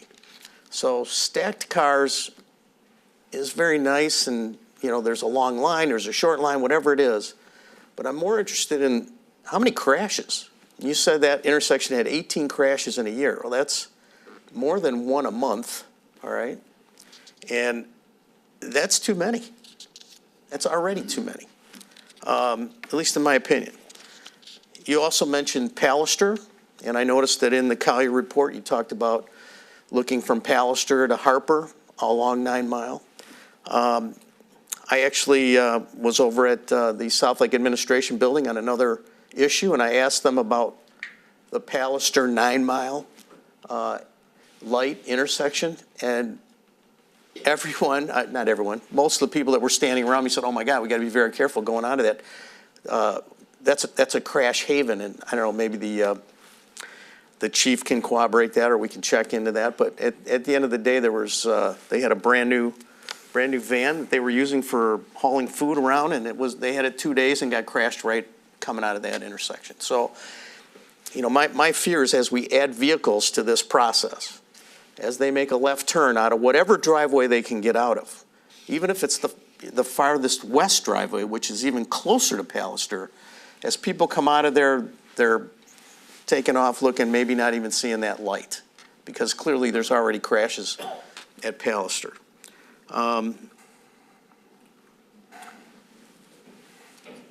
Mr. Erie, have we ever not approved planning plans that have come to us? Or Mr. Mayor? Planning sends us plans, it's up to us. I'm sure we have. I'm sure we have. Yeah, I mean, I kind of know the answer, sort of rhetorical, but. Yeah, it's not that often, though, and all, but we have. And, you know, they do their diligence, and I appreciate everything planning does. And I know that they did not have the joy of looking at a site, at a traffic study or two. So I guess from the safety perspective, you know, I've listened carefully to your presentation, and, you know, I've reviewed a lot of the documentation, which we just talked about in prep for tonight. I still have safety concerns and traffic flow for sure. Most of it because of the AEW study, which detailed, you know, significant. And I can also say that I drive 9 Mile maybe 5-6 times a day. I live down by Jefferson. My mother, who's 99, lives in the little subdivision behind Kroger. And she calls me every day she's probably watching right now. She calls me every day to make sure I go buy her bread or milk or something at that Kroger. She likes that Kroger, by the way. So I'm driving down there all the time. I see the cars stacked up. I see not only stacked in that first lane, which is, for some reason, that first lane gets all the traffic, probably because of turning right on Harper, possibly. But even at some points during the day, the second lane is filled up. And I've also come from her house and saw the traffic and actually had to wait to get in the farthest west driveway going east on 9 Mile just to get in there. And then, you know, the thing that hits you when you're going in that driveway is the safety, because that's where the people at Kroger are delivering food out to cars who are parked right there. So there's people walking around that driveway area. It's a little. I was a little taken back when we're thinking that that's a safe way to egress and ingress, because it is as a last resort. But there's other people walking around out in that parking lot. So with those substantial safety concerns, and for the reasons detailed by AEW in their letter as explained, at tonight's meeting, I'd just like to move to deny the request for the site plan approval. Support. Motion to deny the site plan for the new gas station at 20660. That's made by Mr. Frederick, supported by Mr. Rubello. Mr. Vitale. Yeah, one point I'd like to just make the public aware of is we've had much about the Planning Commission having approved the plan, and the vote that night was 5-2, but we had 3 members that were absent and 1 who abstained from the vote, so it's not really the slam dunk that it sounds like. And I'm wondering, was there ever a plan put forward, or couldn't we avoid some of this by having that property having that gas station locate at the southeast corner of the property, and that would get it away from that intersection? Is that something that if Kroger wants to be on site, they could be on their own property in the southeast corner of the property? I don't know if. To avoid that intersection? I don't know if Ms. Cotto had that discussion with them, but Mr. Canvasser And stood just up. one more other point I want to make, too, is that I think it's a bit of a mischaracterization. There have been people who've come up and spoken on the issue of, trying to protect some existing business or something. I'm not one of those people. I don't have any special love for the gas station that's there. I pointed out the fact that they didn't have a working fire suppression system. They had someone in a tent standing by with a fire extinguisher, which that's not going on anymore. But I don't have any special love for that existing gas station. It's just that I do think, and I have thought since the beginning, that there are legitimate traffic concerns here. It's very hard to turn left out into that property, and that drone footage kind of confirms that you're really at the mercy of other drivers being courteous. Which, you know what, that never works out to me. When I see that, I see people waving people through intersections, and then the guy in the next lane has no idea what's going on, and he's flying up. And, you know, I don't like to take those chances. But anyways, I think you got up to address my question about moving to the southeastern corner of the property. Yeah, I mean, this is a separate parcel that we're looking at for this fuel station. And so even if hypothetically we could move it to somewhere else, we're still rendering this parcel useless, because you're saying any increased traffic. Well, I think there are businesses that, you know, again, that point was made by another council member, but I think there are businesses which would have a lesser traffic impact. Right. Or how about just prohibiting left turns?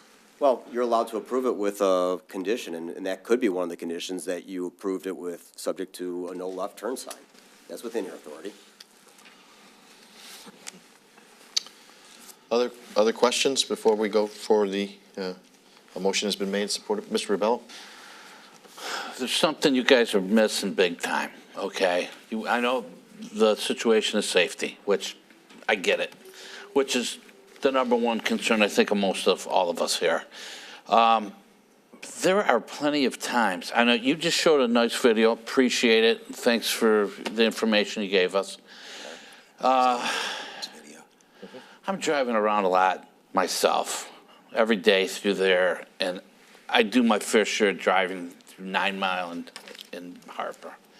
There are times, now you showed a video of a... That was AEWs. AEW, it's not I'm sorry, okay, AEWs.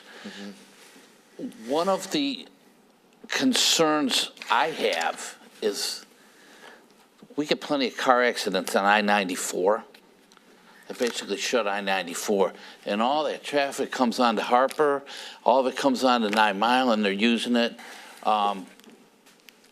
That's a safety concern. Anyone who's ever, and I think we've all been in that traffic jam, and it's not like it just happens once or twice. It happens a lot, okay? So safety is my concern. When it's an optimal, perfect time, okay. When you got problems on the expressway or accidents on the road, it can gum that area up pretty good, and nobody's going anywhere. Safety. Mr. Karen. Thank you. Just a little history. So the Kroger site plan for taking over the old Kmart building, we approved that on September 5th, 2017. Shell Station came in for site plan approval on June 4th, 2018, because when Kroger was in here in September 2017, they said they were never going to do a gas station, right? And that's basically what led to my vote in 2021 when you proposed the gas station. Was you said you weren't. Another business, I'm not taking questions here. That you weren't going to build, and so businessmen invested a lot, cleaned up a dilapidated code enforcement problem that was going on for years at our busiest intersection. Invested a lot of money to clean that up because Kroger said they weren't going to, right? Then you came back and said you wanted to. So I get the advice of Mr. Erie, but we're required to vote for a reason. I do think that sometimes you just get these circumstances where just something is just wrong. And you gotta vote your conscience in that. And this is just wrong to me. We have to sit there and write ordinances for every potential situation. Should a Dollar Tree be allowed to go right next to Dollar General? Nope, we don't want that. We got to write an ordinance say Dollar Tree can't go next to Dollar General, right? You can't have two exact same things right next to each other. But to me, this is where this business on the corner 9, this Shell station, invested a lot because Kroger said they weren't. And, you guys turn around and you're trying to force our hand. We're currently being sued. We're under an active lawsuit right now. You're threatening more to get this. I get that. But this, to me, is morally wrong. So, granted, you can challenge that all you want. That's where I stand. So I'll be voting no on those grounds, that this is ethically, morally wrong what you're doing. Moved by Mr. Frederick, supported by Mr. Bell to deny the site plan at 206609 Mile for a new gas station within the parking lot of the existing Kroger. All in favor? Aye. All opposed? No. 6-1 in denial. Thank you. Thank you. Have a good evening. 8 will come back to us.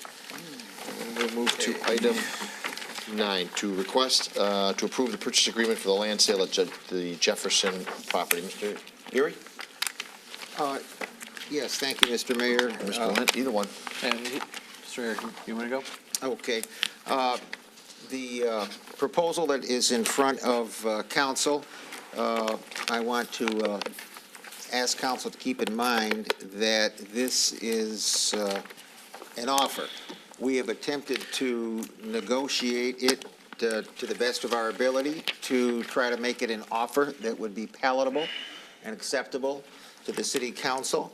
A number of things were agreed to that the purchaser did not initially agree to, recognizing that this purchaser believes that by the time it gets its architectural drawings, its engineering, its applications to the state, and its EGLE permit and FEMA permit and understanding as to what will be necessary, it's going to take a year or the better part of a year. I know that that sounds like a long time. It's the same problem, one of the problems that we ran into also with the last offer, which had a number of extensions for the due diligence period.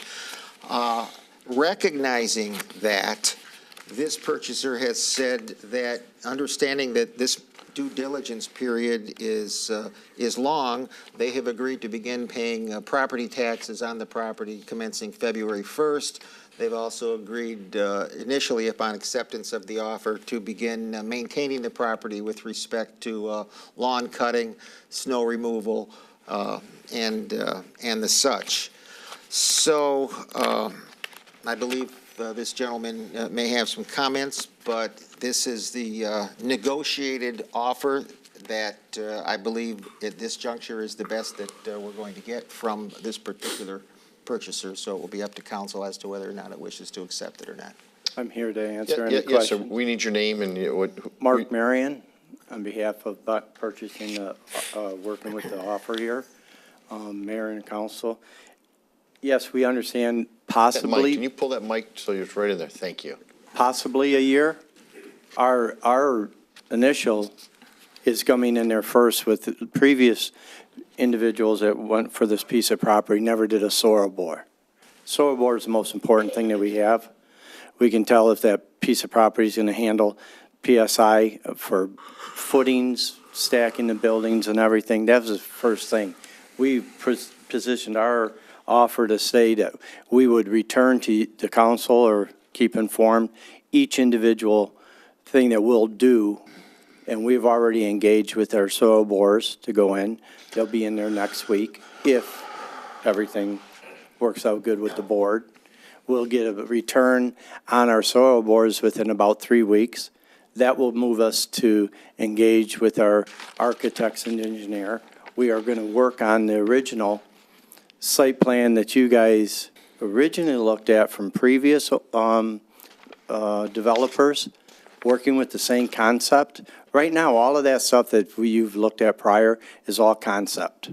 So we walked into, with the original architects and engineers and everything, that we saved a lot of time. We'll use that same concept that you guys originally looked at. Working with FEMA, we got to, I mean, for us to answer a question is say FEMA's going to take us 2 weeks or 3 weeks. I mean, how could we do that? AGA, how would we do that? We're looking for a little help on your side too. Get us in right front of right people.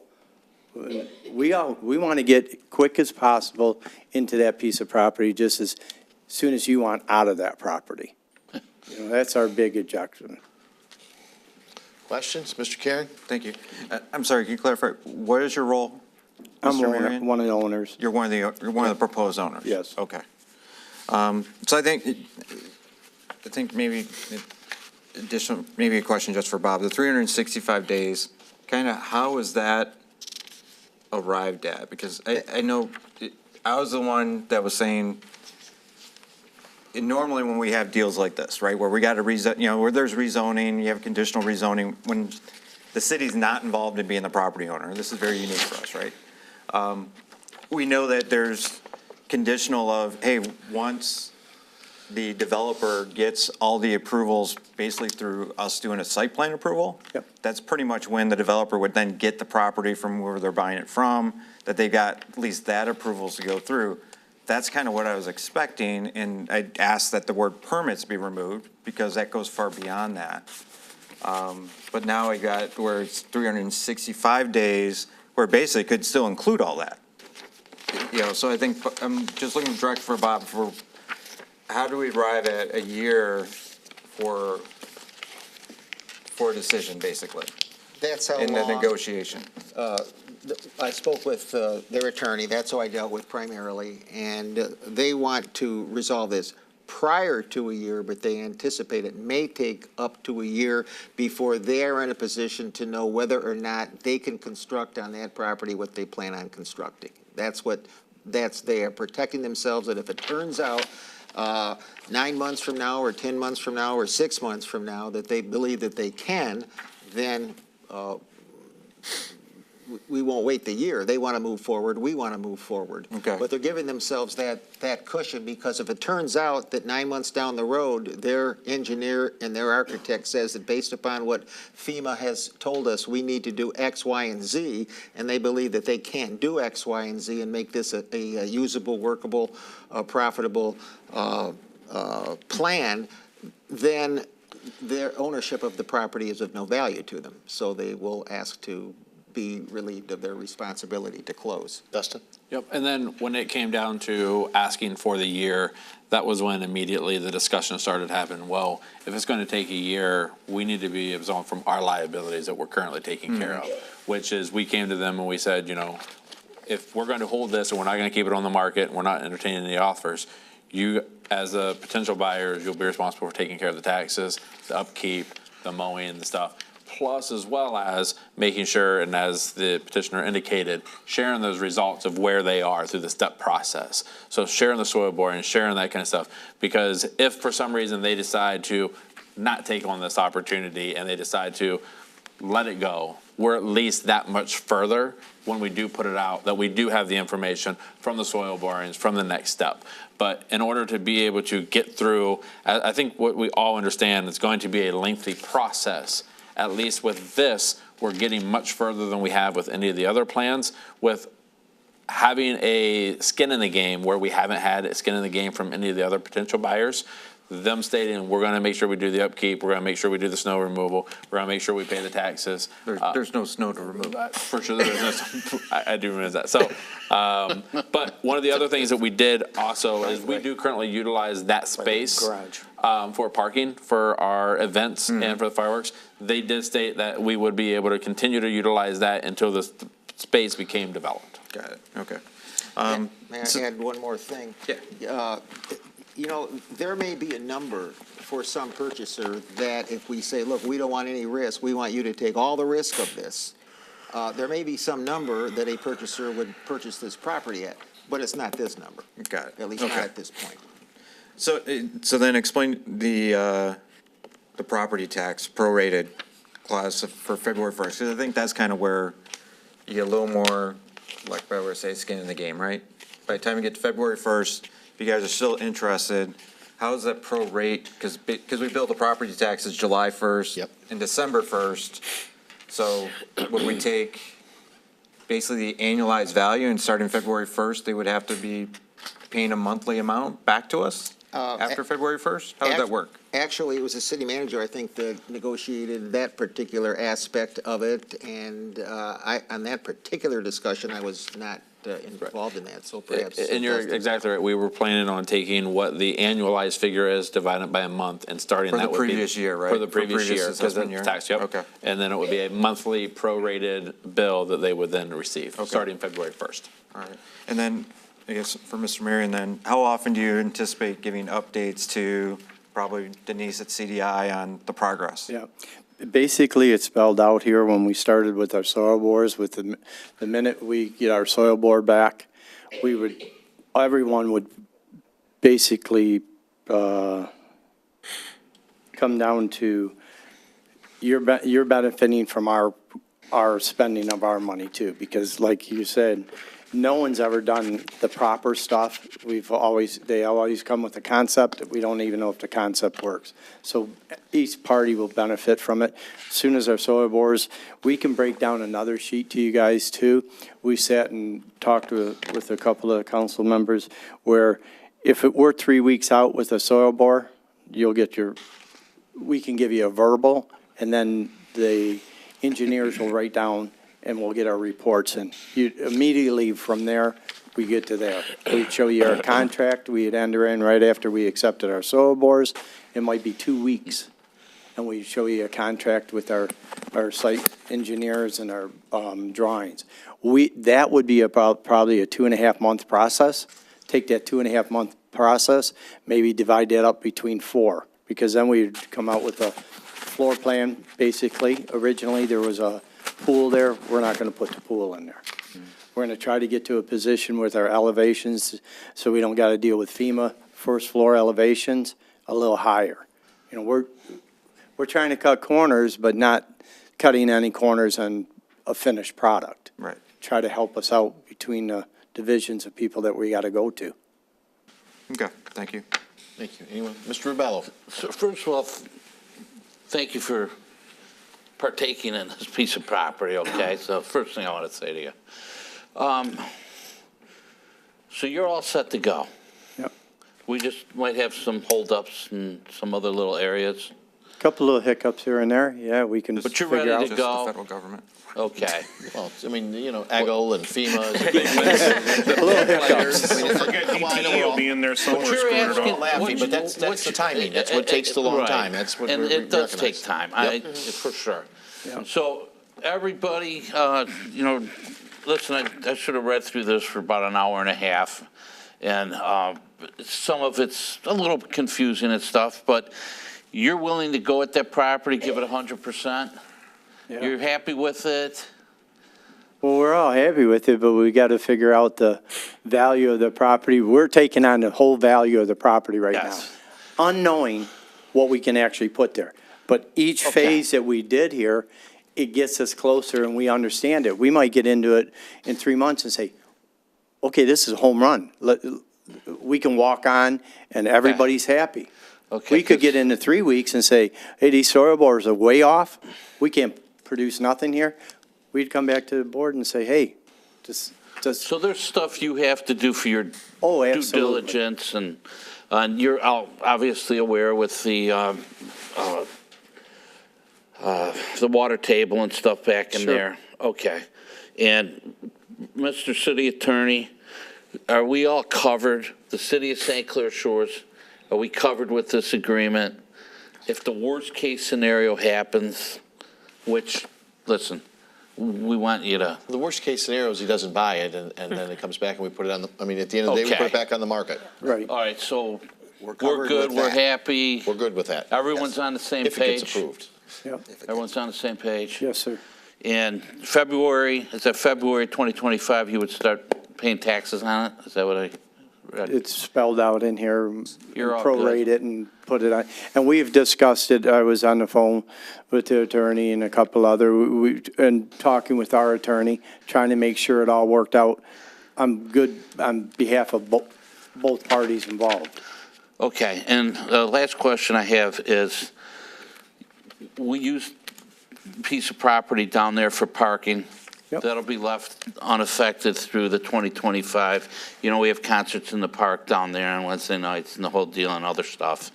Well, at that time, we discussed, when we go into after the soil bores and stuff, we might strip vegetation, we might be putting gravel. You might have a real nice parking lot that you know, that's a bonus round for you. Okay. So, yes, we're very conscientious of what we're going to I'm have done happy. there. The city of St. Clair Shores is all covered on every end. Bob? Okay. Well, with that, again, thank you for, you know, stepping up in there. I hope only the best for you. I will move to approve the agreement for the purchase sale of certain real estate parcel 09-14-02-476-09-1-4-09-476-008. That's your official lotto number. I So just play wrote that it all tonight. down. Support, Dave. I'll support that. Okay. Right. It's the Jefferson person. In the amount of $850,000. In the amount of $850,000. And that is supported by Mr. Frederick. Yes, sir. With a question by Mr. Vitale or a comment. We'll know the results of the soil bore. The city will know that. Yes. So, you know, Immediately. I just want to, the significance of that is, I'm actually one of the people that's pushed to keep this alive as a condo concept. We appreciate that. And there's been, well, you didn't know it, but I No. did, be kind of behind the scenes. I've been pushing for this because I want to see the highest and best use, tax dollar-wise, for that property. And if you come back and tell us, this soil's going to support 2 houses, not 30 condos, then we know that. Right. Then at that point, we can, without any guilt or trepidation, or we could have done more, then we can say, hey, we can't get the condo project done there because the soil won't support it. And you're going to make that, you're going to take that risk for us. So I'm going to wholeheartedly vote in favor of this. We appreciate it. Chris has been doing All in soil favor, samples. moved by Mr. Rebello, supported by Mr. Frederick. All in favor? Aye. All opposed? 7-0, it passes. Thank you, and keep the city and updated, please. Appreciate it. Thank you very much. And Dustin, it'll be you and the administration are going to make sure you keep that updated and get that Yes, we will. information back to the city council. We need to know right away. Yep. Try, Dave. I was out there with my fence tool. Kicked me off. Bids, contracts, purchase orders, 10A, request to approve the 2024-25 contract renewal for the 40th District Court Council Administrator. Yep. Mr. Lent.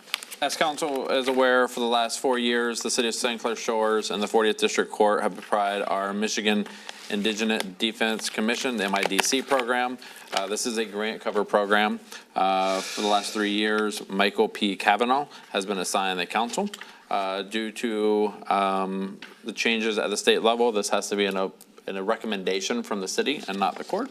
So in your packet, you will see Michael Cavanaugh's recommendation, the contract, the grant. The price not to exceed is still the same $78,000 that it has been. The hourly rate, though, as you will notice from the last 3 years, did go up $6 per hour. So instead of $120 per hour, it is $126.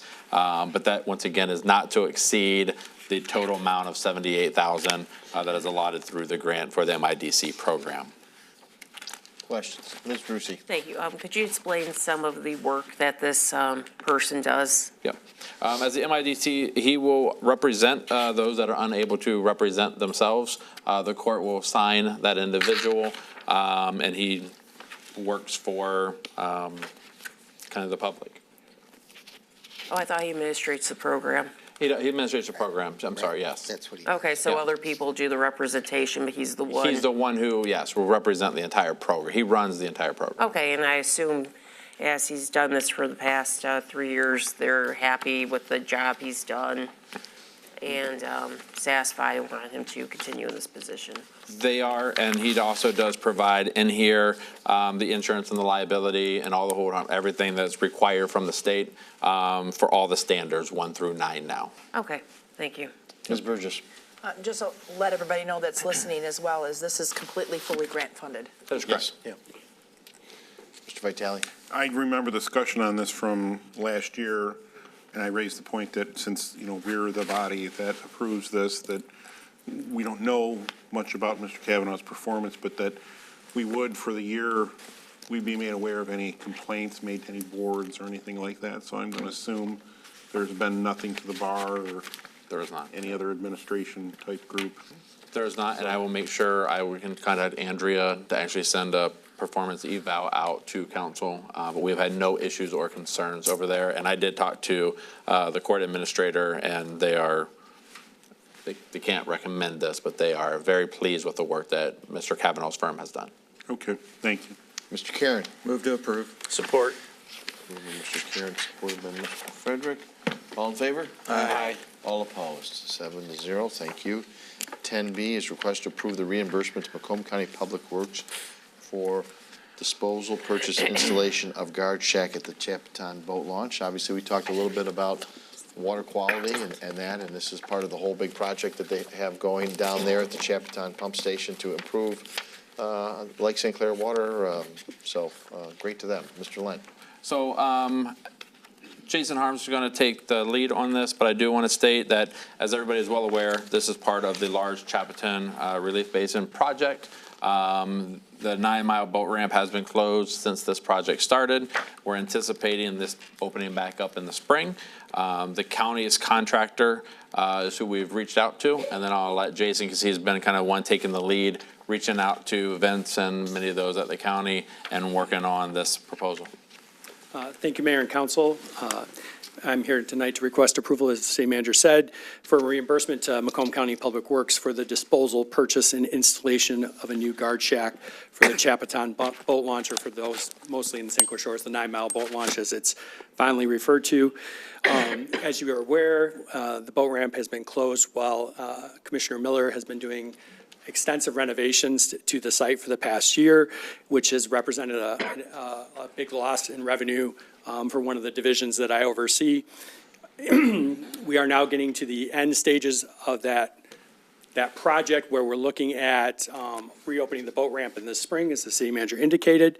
We've met, myself, the assistant city manager, Mrs. Pike, and Mr. Spinazzola have at different times met with Public Works staff about traffic patterns down 9 Mile, how to best flow traffic in and out of the boat ramp. One of the problems that existed before, and the reason the guard shack was removed from its current location, is because you could not get a vehicle in and out because the building sat right next to it. So if there was a boat going in and stopped, another vehicle could not get out. So we needed to relocate that guard shack. So we've been meeting with them about traffic patterns. And the other indication was, it's not our property. So we had to jointly do this with Macomb County Public Works. They also had to do an entire study, because you realize that this guard shack sits on top of the basin underneath. That whole parking lot is a storage basin. And there were weight restrictions on what type of guard shack we could put in there, the cement pad that it had to sit on, et cetera. So we've done all that research. Macomb County did all that research. They came back to us with a recommendation. And we're here to seek your permission to reimburse them for a total of $41,664, which, because this is not park property and this is part of a storm project, would come out of the Storm Capital Outlay Fund. So administration is recommending council approve $41,664 to account number 550-597-980, which is Storm Capital, to reimburse Macomb County Public Works for the cost to dispose of the old guard booth and purchase and install a new guard booth at the Chapaton 9-mile boat launch. And I'll answer any questions you may have. You have final sight? Yes. Met several times with the mayor, so it's coming farther forward. It's still going to be alongside the northern brick wall that runs along that parking lot, but it was in a safe location determined by County Public Works for the weight that's going to be put there, plus the protective ballards that have to go around the guard shack, because if you looked at the old one, there were a couple times where the boaters tried to take the gate guards along with them to the boat ramp. So the new one will be installed up on a concrete basin or concrete slab, and the utilities will be run overhead, and the protective ballards will surround it. Mr. Karen? Thank you. So in terms of the updated striping on the parking lot to help direct where the new guard shack is? Yeah, Because I think so- one of the issues is that they could just come straight along the building and turn, and that's where they're really going to be blocking. So as you Right. realize on, Mr. Karen, on 9 Mile, there's two entrances to the parking Correct. lot. The one closest to the Chappaton pump station was closed for many years because they had an agreement with the restaurant across the street that they could use it for parking. So they had barriers put across there, so we only could use the farthest, most The most easterly easterly in and out. So Public Works has agreed that they're not going to shut down the parking lot in that manner anymore. So the entrance for the boat ramp will now be that first entrance by the launch, and they'll have a long queuing inside the parking lot up to the gate guard booth, and people coming out will immediately turn to their left and go out the farthest, most easterly exit, which will relieve traffic. All right, and are you working on updated signage for all that as well? Yes. Okay. So we're, in the spring, when the County Works tells us that they're done, we'll work with our stripers and sign department to post new signage. Got it, okay. And then, yeah, and going with the Z contractors that's working on the entire Chappaton project makes sense, because it is specialized, Right. being on top of the retention basin, and it's all part of they've got all sorts of other construction they're finishing up there, so it makes sense to piggyback There was a on lot of that. engineering involved in like the weight, Yeah, weight yeah. issues. Yeah, had exchanged some emails with Vince, which, yeah, Sunday night, as a county employee, he's still answering his emails, so I greatly appreciate him for doing that. So I think the only other question, Mr. Lent, when you and I discussed this a couple of weeks ago, we were talking it would be coming out of sanitary, not storm. Why storm? Because basically, I think any of our operation and maintenance that goes to Chappaton comes out of sanitary? Yeah, that was my mistake when I put this together. It should be sanitary. It should be out of sanitary It should be account. out of the sanitary. Okay. Yep. Thank you. So thank you for that correction. Do you want me to read? You want me to restate? No, you're gonna need to No, get. that- It's we'll not- make there's a that motion You're just for getting sanitary. updated account numbers from Renee, so that's correct in the minutes. Ms. Rusi. Thank you. So I guess just to clarify, it's being proposed to use $41,664 from the sanitary Yes, capital fund for a guard booth at the boat launch. yeah, on the Public Works property, yes, ma'am. Okay, but for utilization of a guard booth Right. at the boat launch, Yes, sanitary capital. yes, ma'am. Mr. Vitale. Just wanted to point out something kind of coincidental. I had a resident we've kind of become friends with over the years send me a video this weekend. If anybody wants to see the old guard shack in action, you can watch Detroit Lions quarterback Jared Goff joins Frank Ragnow to do some epic fishing on Lake St. Clair. I don't know if you've seen that I've video. seen the video, yeah. They roll up to the guard shack and they think it's going to be $15 and it's 10, and he's like, this day's already off to a good start. So, yeah, and he catches right away too. It's a great video. Yeah, someone sent it to me this summer. Yep. So if you want to see the old guard shack, just put those terms in YouTube. Mr. Frederick. Thanks, Mayor. We're not going to say anything about where those guys live, so they don't move, but anyway. So a couple things, out of that 41,000, do we know what the removal cost is? Well, I mean, when I drove by there today, it looks like it's buried under the, Right. that gravel So the- incline. The only portion I was responsible for, Councilman, was the utilities, because the city was paying for the utilities, so Okay. I wasn't involved in the removal, the cost of it. I do know that it had to be moved, it had to be removed. It was it's almost ready to fall apart because it's like rocking on top Right. of the surface. So I don't know what the total removal cost is. But this is a pretty fair price, as I did some research, based on the weight capacities that you Right. could put on there, plus the pad that it had to sit on and everything else. It's a pretty good price. Sure seems like it, sure seems like it. And we're doing a little cost share, you said, with Macomb County Public Works? They picked up a lot of the planning costs. Okay, and then the only last thing, and this is probably more of a Chris Vitale question, is there anything in that old one, anything in that old shack that we can use somewhere else? Mr. Lent will get into that. Yeah. We're evaluating that. So we are evaluating that because there could be some historical, I guess I could let Dave kind of mention, historical potential Kodiak old gate guard or gate shack. So if it does have any significant historical value, we're going to try to do our best to be able to maintain it. And then if there's anybody who would be interested in an old Kodiak Kodak, sorry, Kodak. And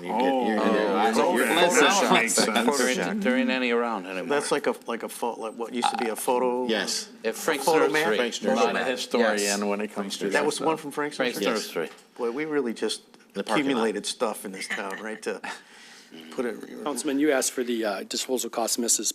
Pike handed them to me. It's about $4,800. Oh, okay, all right. All right, Put so that next to don't the spend all that Swansea yet, Greenhouse. right? So, all right, I'd like to move to approve the $41,664 out of the sanitary capital. Thank you. And we'll put the numbers in later of what that is, to reimburse Macomb County Public Works for the cost to dispose of the old guard booth, although we're hoping not to dispose of it, and purchase and install a new guard booth at the Chapaton boat launch in the area that you described. Thank you, sir. Movement by Mr. Rubello. Got it. Moved by Mr. Frederick, supported by Mr. Rubello. All in favor? Aye. All opposed? No. 6-1. Thank you. It passes. Thank you, council. It was nice to come before you regarding another division instead of the other division that I'm always coming up here for. Have a nice evening. You too. 10C, request to award the contract for the court-ordered seawall repair at 22479 Levant. Mayor and Denise council, Pike. good evening. Evening. The city of St. Clair Shores has had code enforcement violations against a property at 22479 Levant dating back many years. We had in 2021, a nuisance abatement case was filed in circuit court, and in November of '23, we were granted a default judgment, which said that the property owner was responsible to make repairs, in particular to the exterior of his home, and if he did not, then the city was authorized to hire contractors to go in and make the repairs and lien the property. We have, over the summer, gone in and cleaned the property. We have put gutters and a new door on the gentleman's home. Unfortunately, when we had a marine contractor come out, the cost of the repair to the seawall exceeded what was allowed under the city's purchasing policies. So we put that property out to bid, and we did not receive any bids back. In the summer, the way we know that the cost exceeded that was we actually did have a bid from Bayside Marine. The total was $24,750. The contractor is willing to hold that price and do the work, and I am asking council to allow us to hire this contractor so that we can make the seawall repairs. There is some urgency to this. The tiebacks are failing. The erosion of the property is affecting the neighbor to the east. Her property is also eroding at the seawall. So we would appreciate your consideration of this request. Then we're going to lien the property for this. We would. Question. Ms. Rusi. Thank you. Is this the only quote we received, or did we seek out any other quotes to use as comparisons? This was the quote we received over the summer. We put it out on BidNet. We got Right. no quotes back.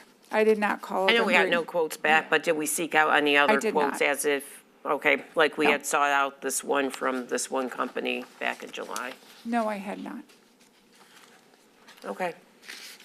Does that, is there any issue with the purchasing policy with that? Mr. Given Erie? only one quote was obtained? No, I mean, we're authorized to move forward with it if there were no quotes. No, there were no bids. I'm talking quotes.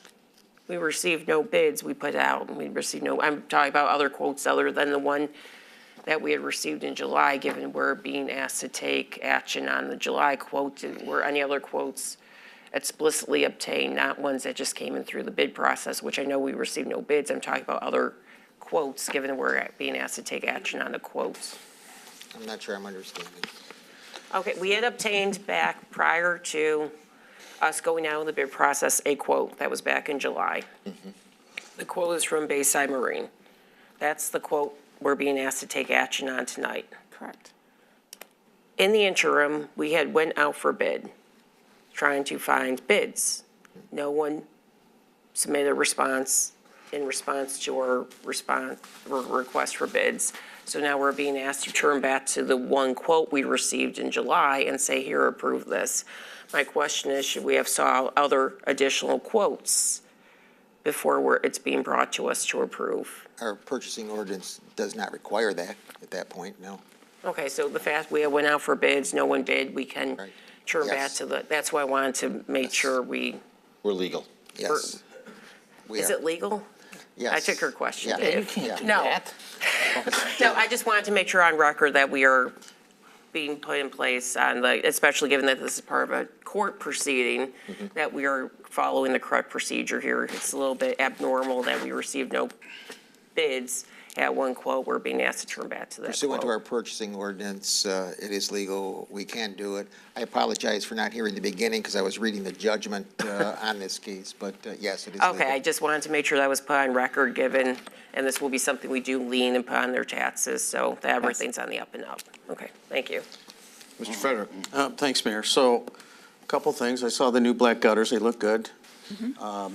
I did wander around the property a bit. I don't know if I should have or not, but I wanted to see the backyard, and there's still a boat tied up to the seawall. There is. And I'm not sure that that's the seawall that we were replacing. Are we replacing the part that's farther east from the current seawall that's there? It is the furthest part to the east, and we're not actually replacing the seawall. We are repairing and installing tiebacks and Okay. a dead man so that we can bring that seawall back in line Okay. and stabilize With the it. neighbor, with the neighbors, because Yes. it kind of juts out. And then are we going to redo the top decking on there too? Because that decking looks like it's tied on there with a rope or something. It wasn't our intent to redo the top decking. It was only our intent to stabilize the seawall so that it doesn't further Okay. impact the neighboring property. Okay. I would move to approve. Support. Moved by Mr. Frederick, supported by Mr. Rebello. Mr. Rebello? Yeah, Denise, unfortunately, I mean, that's been like that for a long time, the seawall and the property. Did a great job cleaning that guy's backyard up. Like Ron, I was back there today, because I've been talking to those folks a lot. The boat that Ron referred to, that boat made it through the entire winter, tied up to that seawall. It did. Okay? How do we get them to remove the boat in the wintertime? Because if it's a bad winter, they crush the hull. We don't need gasoline or oil pouring into the canal there. Good point, Dave. So I asked the guy today to get me the MC numbers to see who actually owns that boat. And if possible, get it removed out of there in the wintertime. I can't believe somebody left a boat in their canal over winter. I think it's been there quite a while, actually. Are you serious? Dead serious. Well, we've been lucky. We've been lucky that something hasn't happened to empty out. I think Mr. Erie, that should be referred to Mr. Erie and evaluate that. believe so. So Mr. Erie will take that, Mr. Rebello. Okay. There's other stuff back there too. Okay, those pilings, and you're gonna fix all that stuff up. The pilings are just laying there. They've actually poked, I don't know how they got launched under the guy's lawn, but I don't know what We he's will remove doing and back clean the there. backyard, and we will stabilize the seawall. It was never the city's intent to do all of these repairs for the homeowner. Unfortunately, does not have the capacity, and it is now threatening a neighbor's property. For sure. And the last thing I want to comment on that piece of property, because that has been a nightmare for those people that live on the street. And like I said, Levant's a gorgeous, beautiful street. It is. The roof, is there anything we can do to make them fix the back of that roof? I've got pictures of it, because I don't know if you've been able to get into the backyard. We would go back to the inspection that was conducted by our building official, and we certainly can take that back to the court. We do have the agreement that says if there are repairs that need to be made, that we can make them and lien the property. So again, I would direct that back to the city attorney's office, and if they tell us so, then we'll do it. Bob, when do you think that we could have a sort of an idea of how they remove that boat from the canal during sort of precautious times? Is that a word? I'll work Precarious times? I'll work Perilous with, times? I'm certain I Because can. we don't need oil or gasoline in the canal. Mr. Erie will work on that right away. Thank you, Mr. Erie. Mr. Karen? Thank you. Denise, procedural question. Since this is just technically a seawall repair. Does this need to go to Water Resources as well for approval? We have talked with Water Resources and the building official who staffs Water Resources. We'll do it as an administrative report. Okay. So and they'll be it'll be aware we're after the doing fact. this, but Yes. since we're not moving the wall, we're not pulling it out, replacing, Right, that's typically what they would deal with. right. In those, okay, thank you. Ms. Burgess.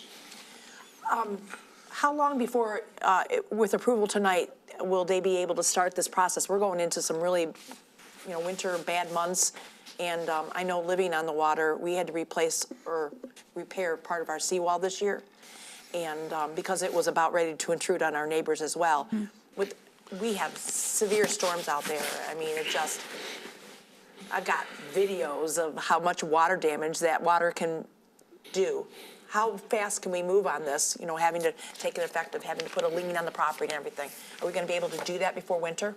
Our intention is to do it by the end of the year. We will not likely start until November. The lien will happen after the process is over and we have the final bill from the contractor. Okay, thank you. Moved by Mr. Frederick, seconded by Mr. Rebello to approve the quote from Bayside Marine in the amount of $24,750 with an additional contingency, so that amounts $27,225 to repair the failing seawall at 22479 Levon. All in favor? Aye. All opposed? 7-0. Thank you. Thank you. Denise, item 10D is to approve the agreement to utilize Beach Street right-of-way for storage of dredge spoils. So, Mr. Mayor, I would invite Matt Long and Tim Beard to join me at the podium. Okay. But I would, in recognition that this comment will come up in discussion, the motion is to request an approval to the agreement. It will be noted that there is no agreement attached. I knew that question was coming.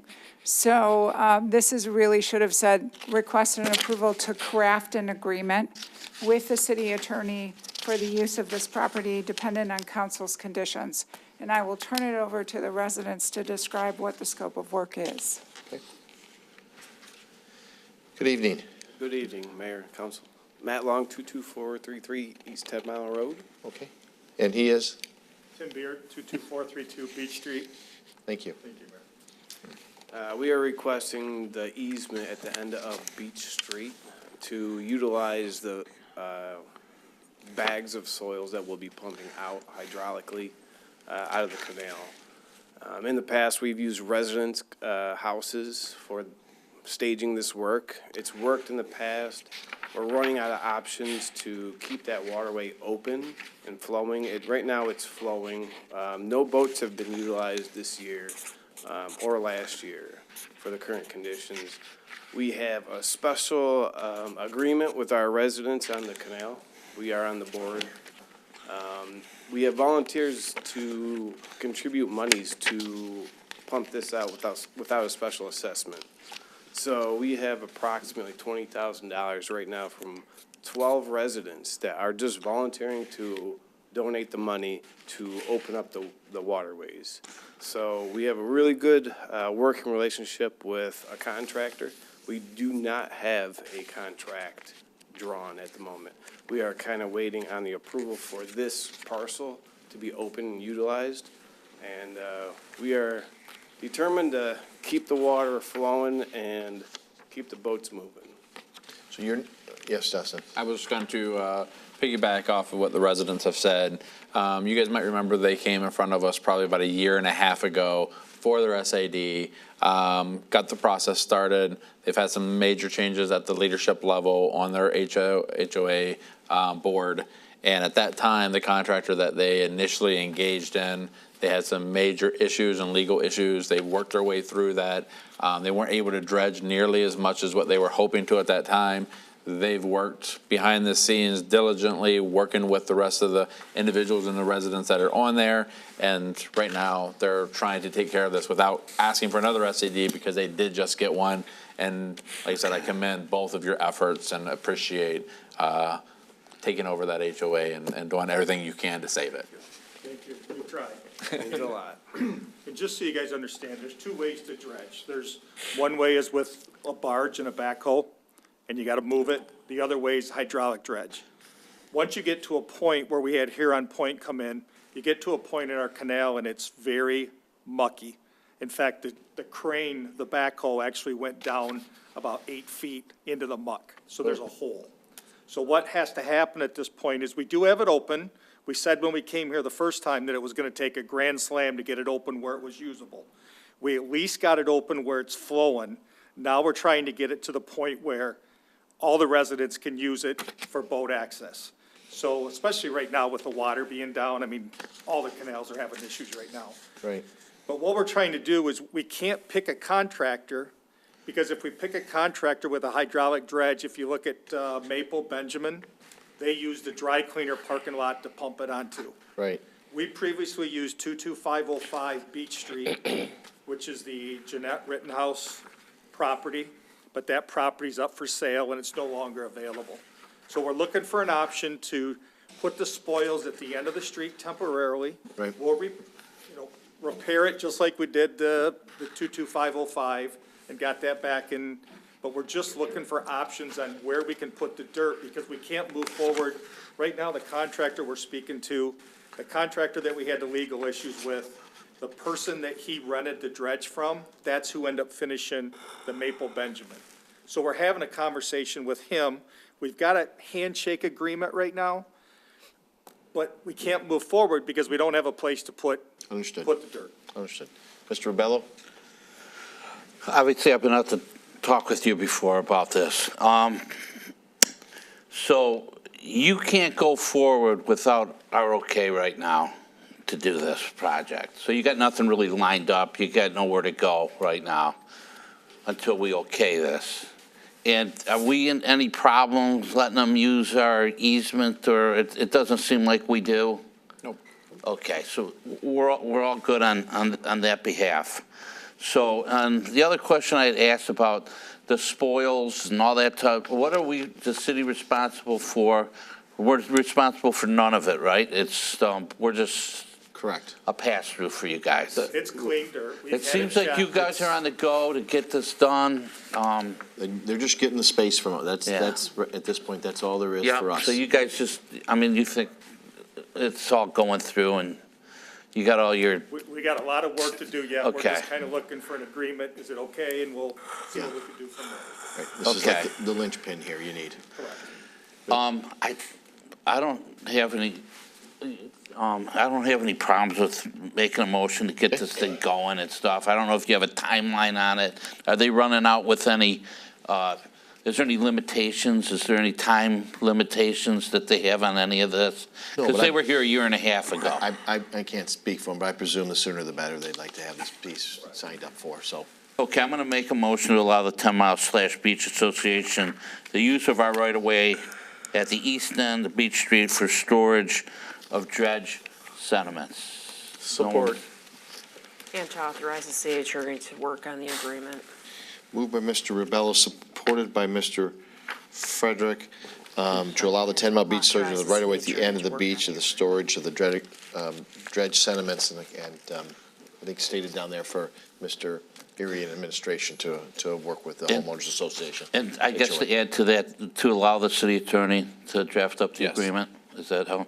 Okay. Yeah, they'll work with it. Mr. Karen? So basically, would it be like contained, we had the dredging where it's being contained at the parking lot off of Jefferson. It was like a big bladder that was there. That's the same type of, same exact thing, so, same company, okay. So it's all going to still be contained in the property, because like we do have some neighboring property around there. And any water that's going to come out there will just basically drain back towards the lake, away from the properties? Silt fence, we got to abide by the. Doing all that? requirements, Yes. Okay, We will obtain the water resource as well. okay. All right, thank you. All in favor? Aye. All opposed? Thank you. All right, thank you, guys. Good luck.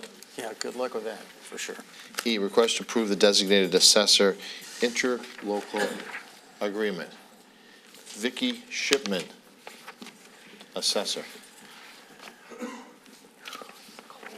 Mayor and Council, what you have before you is a interlocal agreement between the Macomb County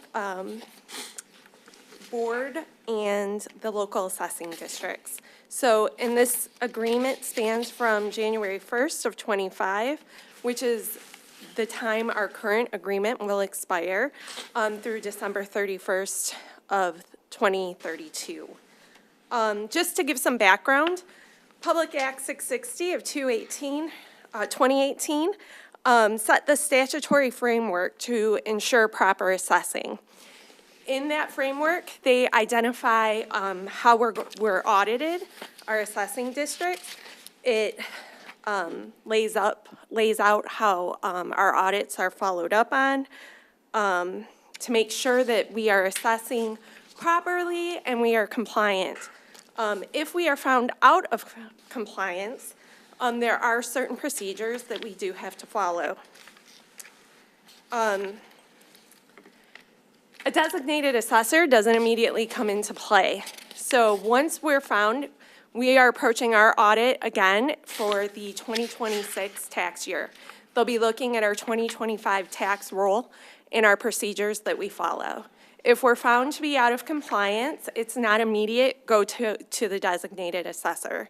We get the ability to give a corrective plan to the State Tax Commission, how we're going to, that plan has to include like our timeline and how we're gonna complete our actions to get the city up to compliance, again, if there's an issue. Once that's submitted to them, they do a follow-up review once we've completed our plan. If then we are still not compliant, that is when a designated assessor can come into play. We have three options at that point. One, the assessing district can hire a new Michigan Advanced Assessing Officer.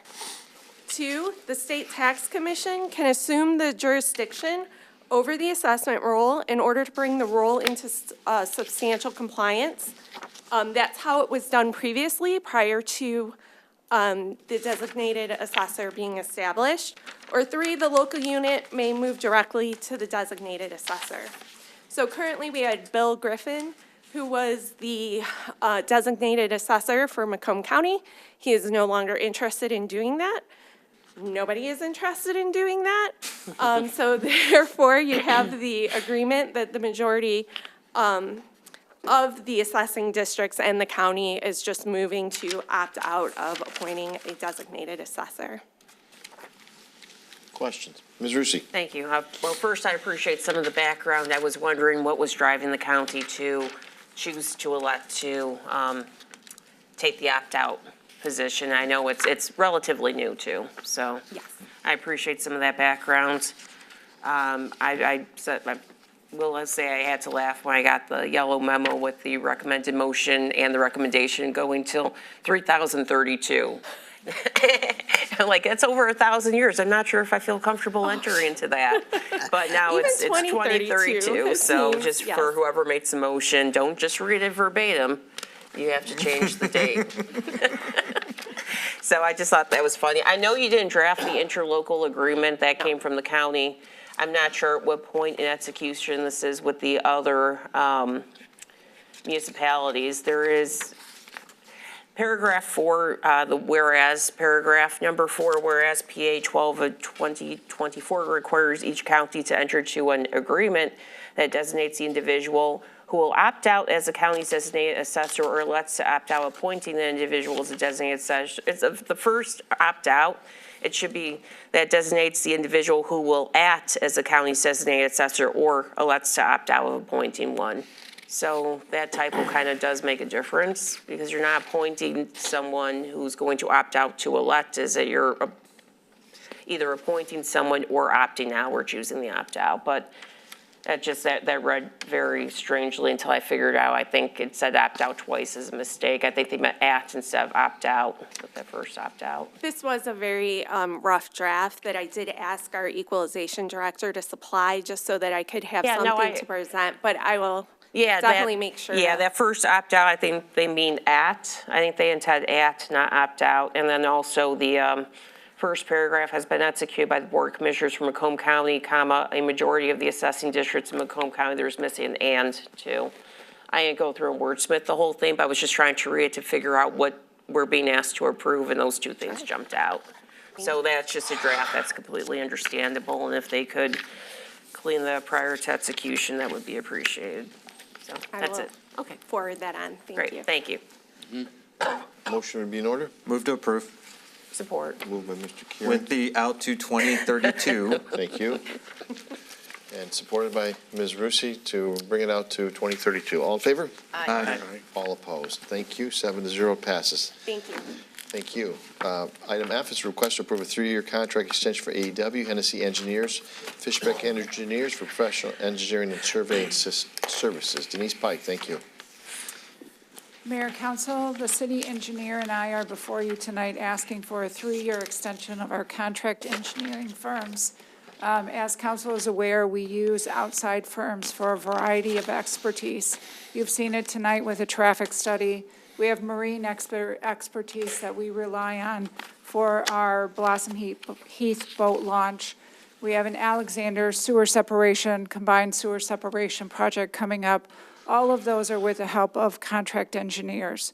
So we are asking council, the last approval that you gave for this contract was in September 2021. It was a 3-year contract. The contract read that at the 3-year mark, council could extend the contracts and consider an inflationary increase for the contract services. I have with me tonight, of course, Mike Freckleton, our city engineer. Kyle Seidel is AEW project manager. Paul Kamer is our Fishbeck project manager, along with Eric Hansen, who's also in the audience, to answer any questions. Unfortunately, Hennessy is not with us this evening. They had another obligation. But we are again requesting an extension of all 3 contracts and recommending approval of inflationary increases as asked.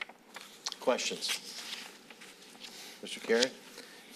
So I guess a little confused from when this was first brought to us and then we pulled from the agenda because it was just an AEW request and wanted to make sure all 3 Correct. were involved. Yes. It was just a discussion of a rate increase, which was basically driven by a contract. So it was pretty cut and dry, right?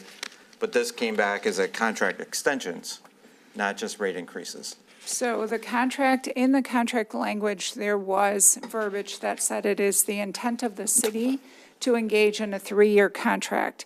As we realized that we needed to extend their contracts per contract language before considering any inflationary increases, because if the contracts were over, there was nothing to consider. Okay. And council never, well, I guess, so we approved the selection of the 3 based on an RFP 3 years ago. 3 years ago you did? Correct. Yes. But we didn't approve the contract, which is fine. We don't do that. Okay. Yeah, right? Contracts is up to the city attorney and city manager to execute based on the direction given by council.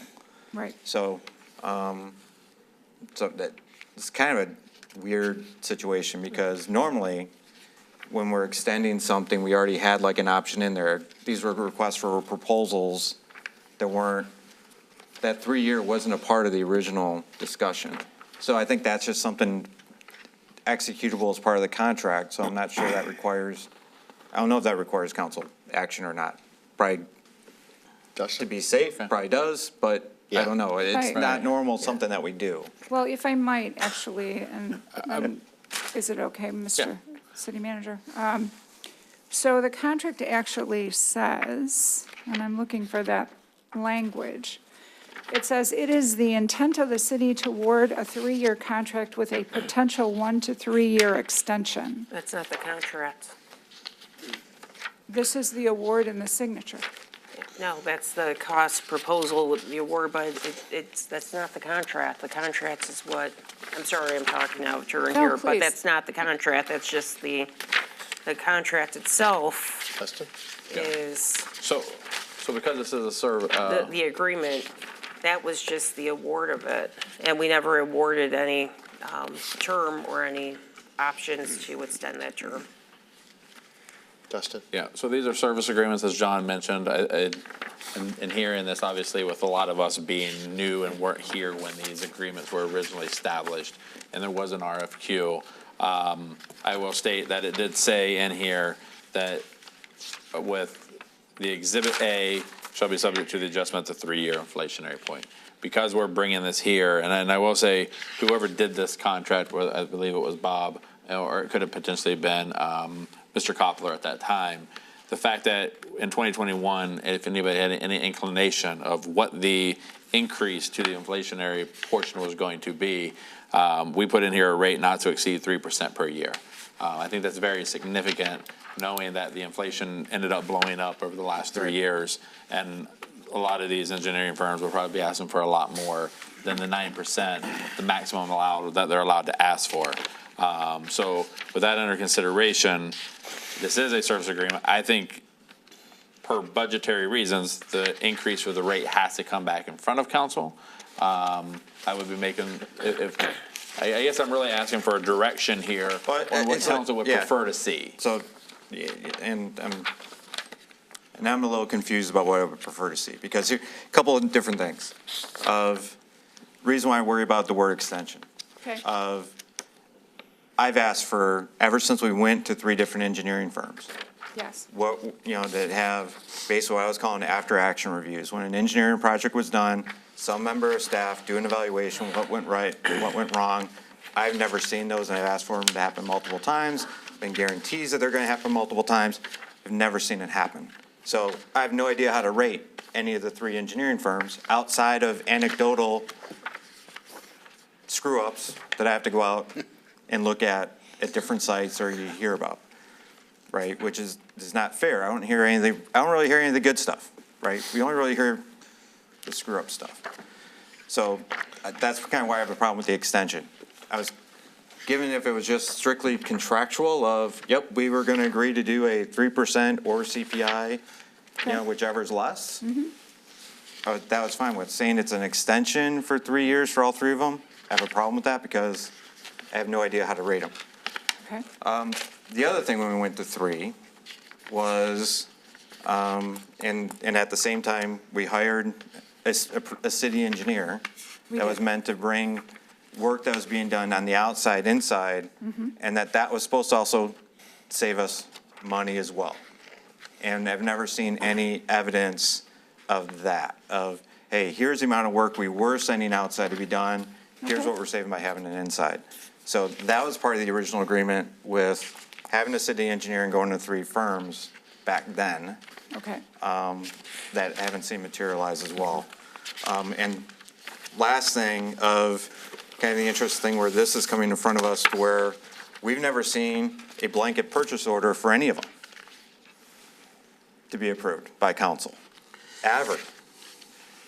So that's kind of where, that's why when I'm saying I'm confused about what we should be approving, what we shouldn't be approving, it's all over the map. So I'm not very comfortable right now. I was gonna say, and I appreciate the feedback, because obviously, I think as myself, Ms. Pike, when we went through all of this and we seen that there was the RFQ and it did go to council for, as it seemed, reading out through the contract, it seemed that it went through council, which would be a little bit different for the services. However, that's why we took it back and forth, just because when we were approached by AEW, that after 3 years, we started doing some digging. As you were correct, that's why we actually pulled it, because all 3 contracts with Fishback, AEW, and Hennessy all said the exact same language with the exact same contract. So we thought err on the side of cautious, bring it to council. I guess, because I really think that trying to gauge what council would like to see, there is, which is very nice in every single one of the contracts, there is a very quick opt-out, that if we are having any issues with any of the contractors, the termination, that we can actually, upon just 30 days of written notice to the engineers and 60 days written notice to the city, for them to back out, they have 60 days. For us to back out, we have 30. So if we are unsatisfied in the action plans that our engineer, Mike, will be working with to make sure we get those action plans to you, council has the option to opt out at any time if we are unsatisfied, unhappy with any of our engineering firms. So we do have a good termination in here. And it does say in the agreement, the contract, that it does give, and per our previous practice, administration the authority to continue that practice. I think that with the opt-out, if council is unhappy, we have that. And I think that would, I'm not answering, I'm kind of asking for guidance here, but I think that gives us an easy out clause with any one of our engineering firms, that if we are having any problems, we have a way to get out. Mr. Bell? I'm sorry, Mr. Mayor. I might respectfully add that it would be also very difficult for us to do a blanket purchase order because it's very project dependent. And it, we didn't know that we were going to get a FEMA grant to do a sewer separation project. Yeah. So that is a little difficult. That brings up another potential concern of, from a finance standpoint, how are funds being approved? If there's individual purchase orders, project by project, that are being documented, Yes. Yes, you know, there is. that's basically what's going on, not a blanket one. No. And but so then when any of those get over 15,000 for any project, what happens there? Because technically those should be approved by council. Okay. That can be a right? process moving forward. We've never seen those before, so. Right. I see it in Right. terms of the bills, reading the Right. checks, but that's about it. I don't see if they're adding up over time or something like that, so. You are correct. We can make that our process moving forward. Okay. Thank you. Mr. Bello? Okay, just to sort of recap some things here. Professional services, Yes. we don't have to bid these out. Not under this contract, correct. Okay, so under this contract, professional services does not have to be bid out.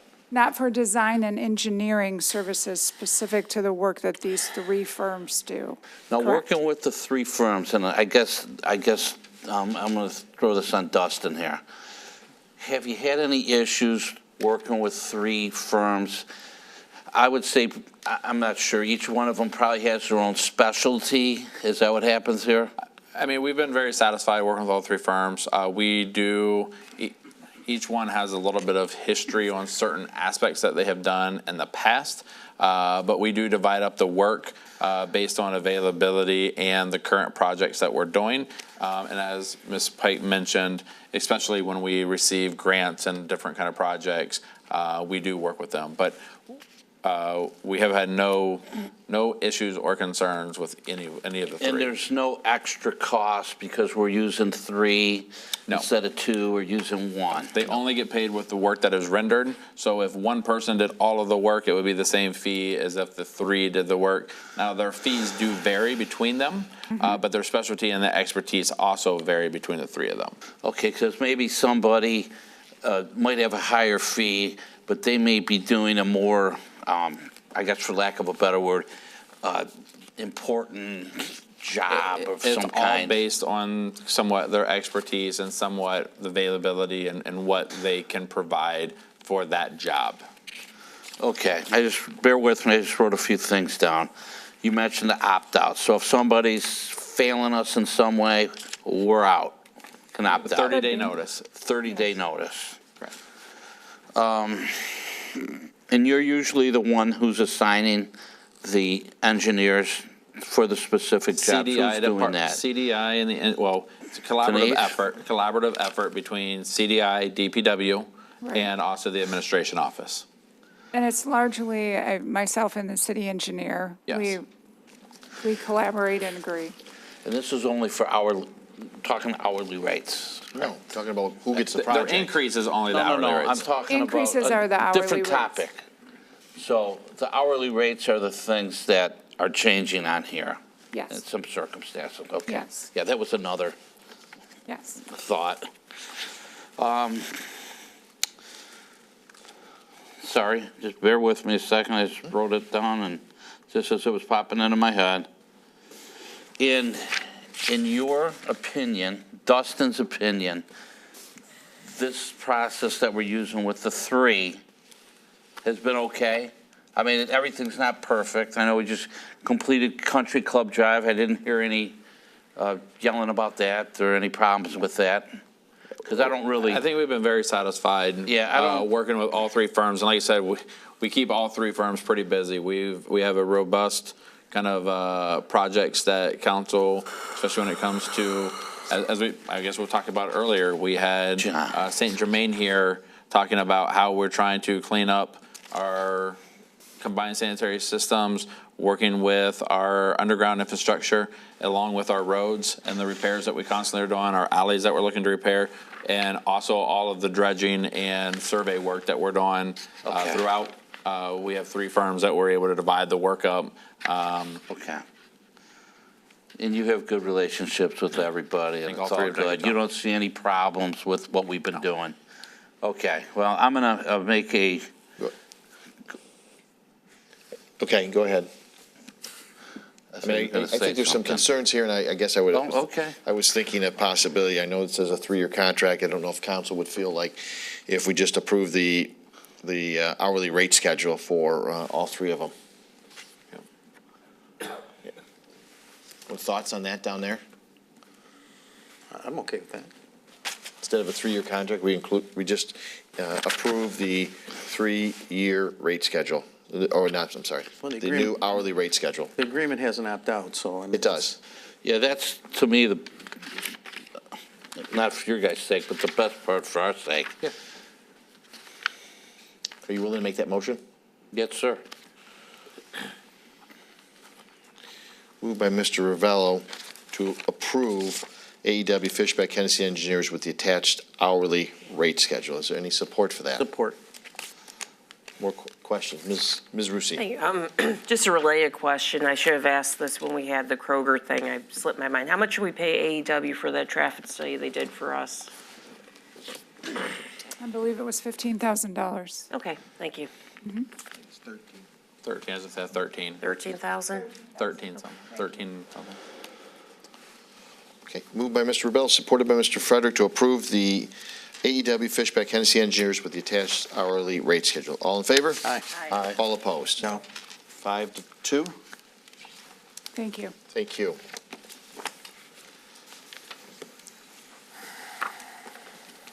Item 11 is consent agenda. Move to approve. Support. Moved by Mr. Karen, supported by Mr. Frederick to approve the consent agenda. All in favor? Aye. All opposed? Item 14, City Manager's Report.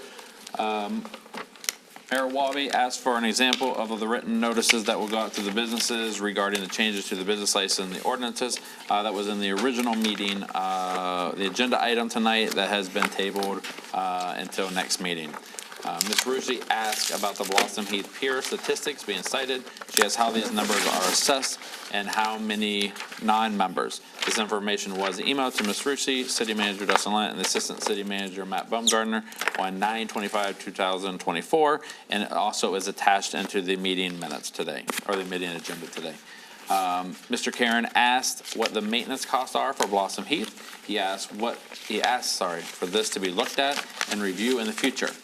We are waiting on additional information from the Finance Department, and we will email the response when all information is collected. I think that's specific to the pier. I'm sorry, yes, the pier. Mr. Karen mentioned the monthly financial reports were not on the agenda. The July financial reports are on the consent agenda and for the October 7th meeting, and the August will be added to the next meeting. Mr. Karen asked for the timing on getting the parts for the S-shaped bench for the pier. We submitted questions to Landscape Forums about configuring the bench in a different shape based on the pieces we own. We are waiting on their response. Once we know how we want to configure it, we will get the parts ordered immediately. Mr. Vitale asked for an update for the former cultivation station. The city attorney spoke to the property owner and reviewed the 4 issues on the complaint and warrant. The owner has retained Stuckey Vitale to redesign the facade of the building, but no formal plans have been submitted to CDI as of yet. As the plans go through the approval process, the property owner was asked to paint, as the plans go through the approval process, in the meantime, the property owner was asked to paint the plywood the same color as the building. Mr. Vitale asked for an update on the residential property scheduled for demolition across from Lakeview at 11 Mile. On 8/26, the court hearing, the property owner was given time to sell the property. To date, records indicate that the property has not transferred ownership. Staff has reached out to the property owner for an update, but has not spoken with the owner. The next court date is scheduled for 10/21 before Judge Rosensky. If the property has not sold by that date, we are seeking authority to demolish again. Mr. Vitale asked for an update on the condo association. They are required by their site plan to have a privacy wall and put up some arborvitaes. CDI has spoken with the HOA president and let them know the arborvitaes that were planted in the spring do not provide adequate. And since then, the code enforcement has also already started the violation process for the inadequate screening. Mr. Karen asked if there has been any further discussion with Priority and asked if they provide notice explaining why they will not pick up certain properties. Also, that same night, Mr. Abello asked if Priority has a plan on how to decrease the wait and the phone times. Myself, Assistant City Manager Baumgarten, as well as trying to remember who else was in the meeting. We did meet with Priority. We had a long conversation on all of our issues, and that is attached. Part of that attachment is they have rolled out phase 1 of their phone system. They are rolling out a new phase each month as they work through the process. They are in the process of getting all the cameras up on their vehicles, and they did tell us at that time they had already had some of the trucks cambered. They're expecting to have the rest of them cambered within the next 2 weeks. They also went through and showed kind of the detailed information that they are getting and how they are continuing to work with it. At that time, we also met with Don, as many of us has got to work with over the time. He had started with Waste Management, moved to Rizzo. When he went to Rizzo, went to GFL, now he's with Priority. Knowing that he's went through the entire process, it was kind of refreshing to at least see Don thinking that they are turning the corner. And he's not just saying that, because I can tell you that unfortunately, Don did tell us that he is looking to retire somewhat in the near future.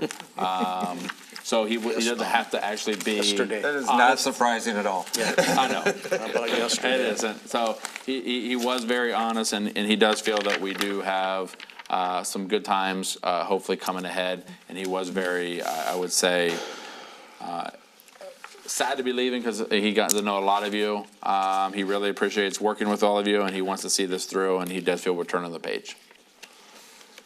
Oh, sorry, I have 2 more questions, sorry. Mr. Abello asked for the lead line report. Information was provided to Mr. Abello via email on 9/17, see the attached. Mr. Abello asked how the senior center parking lot is doing. Construction of the parking lot is substantially complete. There are a few punch list items that the contractor needs to finish, but the lot is fully being utilized by the seniors. Mr. Abello asked that the height of the privacy wall at Savvy Sliders be reviewed because the neighbors were complaining. The developer has agreed to install the dog-ear wood privacy fencing along the concrete wall to raise it, the height similar to McDonald's. And then we did have a resident comment, 22119 Rosedale Street, spoke on a tree that may fall. He needs help getting in touch with the landlord to remove it. DPW will work with code enforcement on evaluating this private tree request. And I do know code enforcement was also already out there and has issued a violation. The last, just an update, which I think is just a really good one. I received, this is the certificate of recognition from CDBG. So we've been part of the CDB for 50 years. We are an original participant in the Community Development Block Grant Program. So for 50 years, and if you consider, because us being a participant in CDBG, getting all of that, we did not have to go to the county. We did receive that direct funding of the ARPA. We are in excess of $50 million over these years of being an original participant in the CDB program. So we have helped people's lives, parks, roads, senior centers, a whole host of items for 50 years with the CDBG program. So the people back in 1974, which would be... I know you got to look at one of the walls. Yeah. I'm trying to think. I think it is Frank. I think it is Frank McFarland who probably got it in there. It is Frank McFarland. There he is, right over Abby's right shoulder there. who got us in CDBG, and 50 years later, we have helped and kept it going, kept it alive, run a good program, and helped a lot of people. So it's a good accomplishment for the city of St. Clair Shores. Gotta hold it up higher one more time. Get a little That's frame great. for that. Huh? Get a little Hey, frame we're for putting up that. wall. Not just a folder. That's what Good. I I'm don't take it home or anything. I'm not. I brought it here, Mr. Bello, to give to the Okay. Dustin Lent, Gotta your put it on, city put manager. it in the CDBG office. That's wonderful. It is. It's a lot of money over these years, and it's been very positive for the city of St. Clair Shores. So with that, we'll go to comments by individual council members. Mr. Frederick. Oh, first, okay. First off, Mike's gone already? Okay, so I know we all got emails about Eagle Point and the repairs that we're doing in there on some of the streets. I just want to make sure that we're, keeping a close look at that because they have no sidewalks in there. And Halloween's coming, and I know they get a lot of kids come cruising through there, so anything we can do to, expedite that since there are no sidewalks. Also, this past weekend, Sunday, big day. It started out at the arena early for the hockey opening day. And I got to tell you, I was very impressed with the amount of kids. Hockey is alive and well in this town. It is. And like you said at the event, Mayor, the original hockey town, for sure. So that's much appreciated. And I also wanted to find out, Dustin, did we buy a new lift? No. No? Was that donated by? But not donated, but borrowed. Borrowed? Borrowed to protect Mr. Stewart.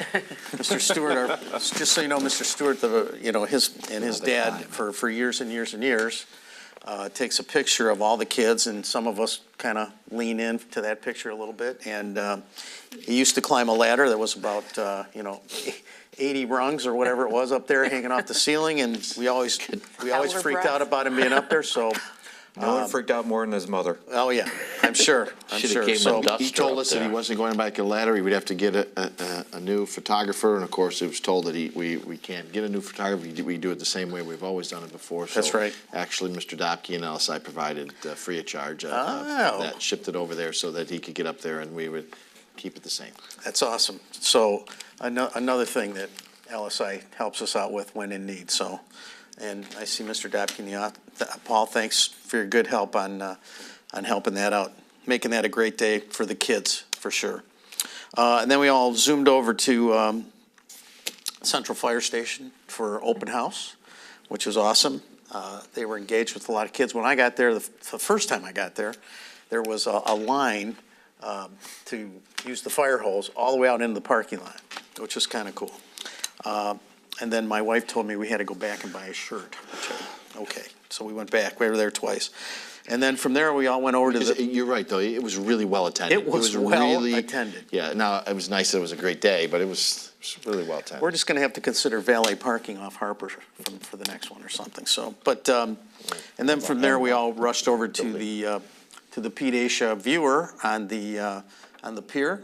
And that was well attended by his family.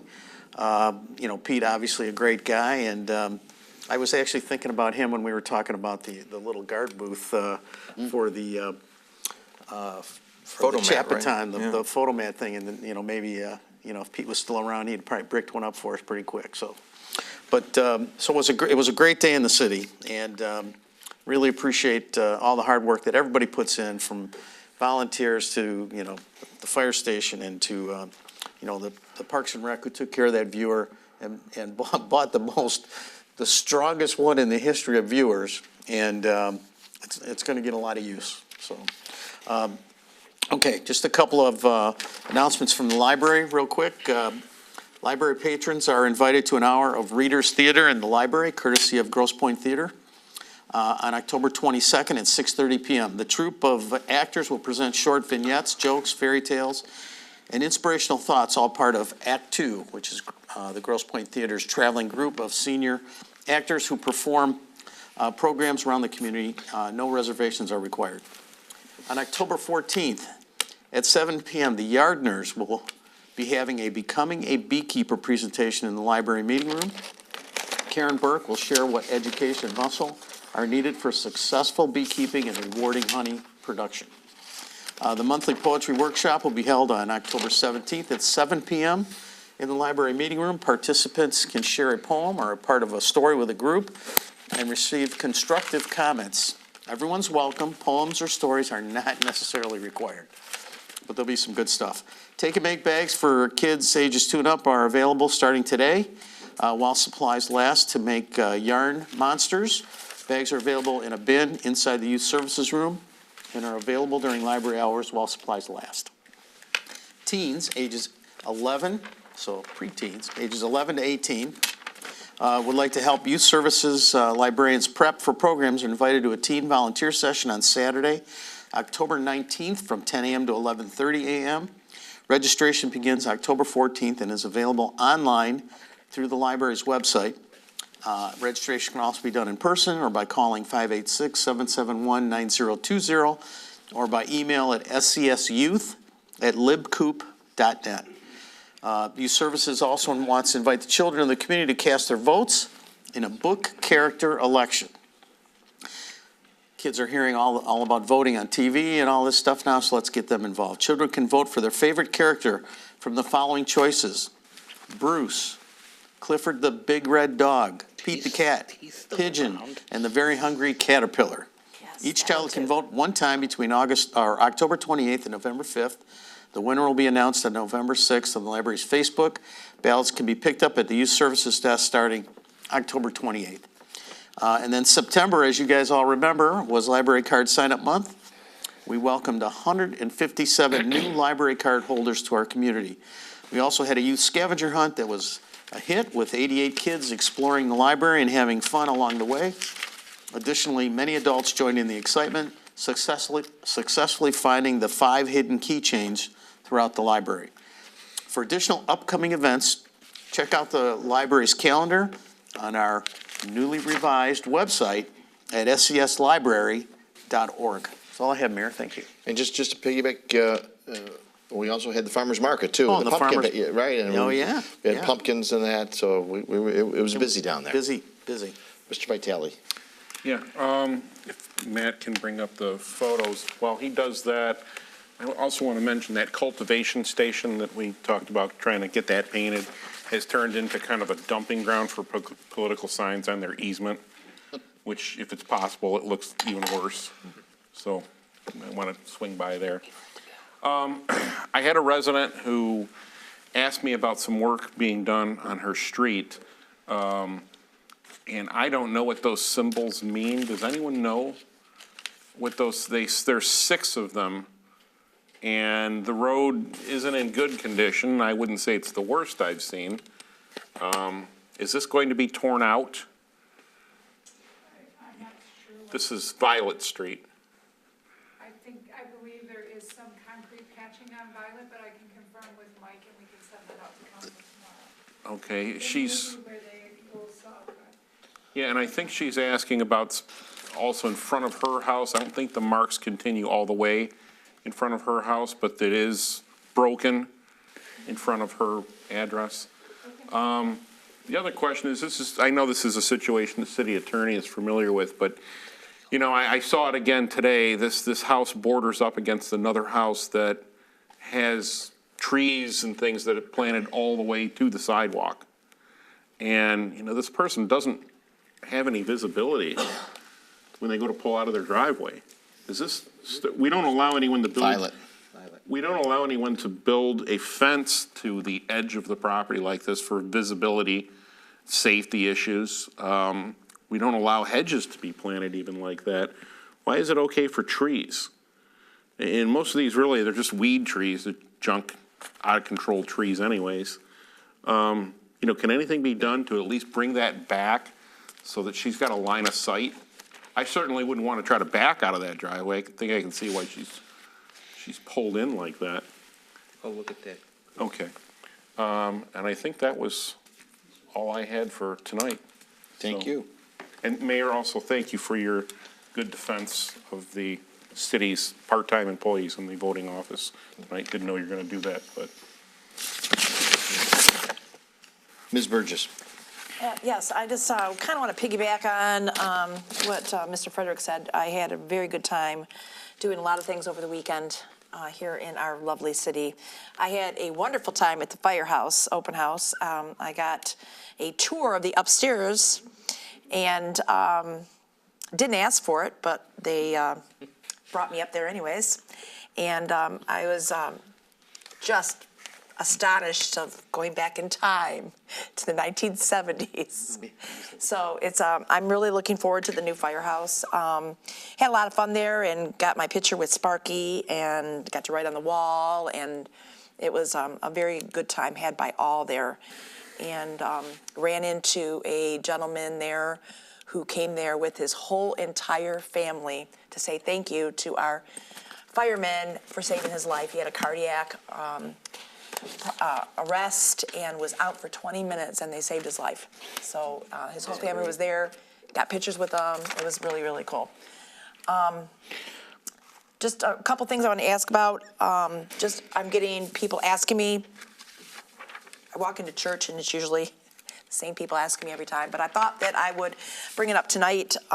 Any updates on the 9 Mac building there, our old Kroger?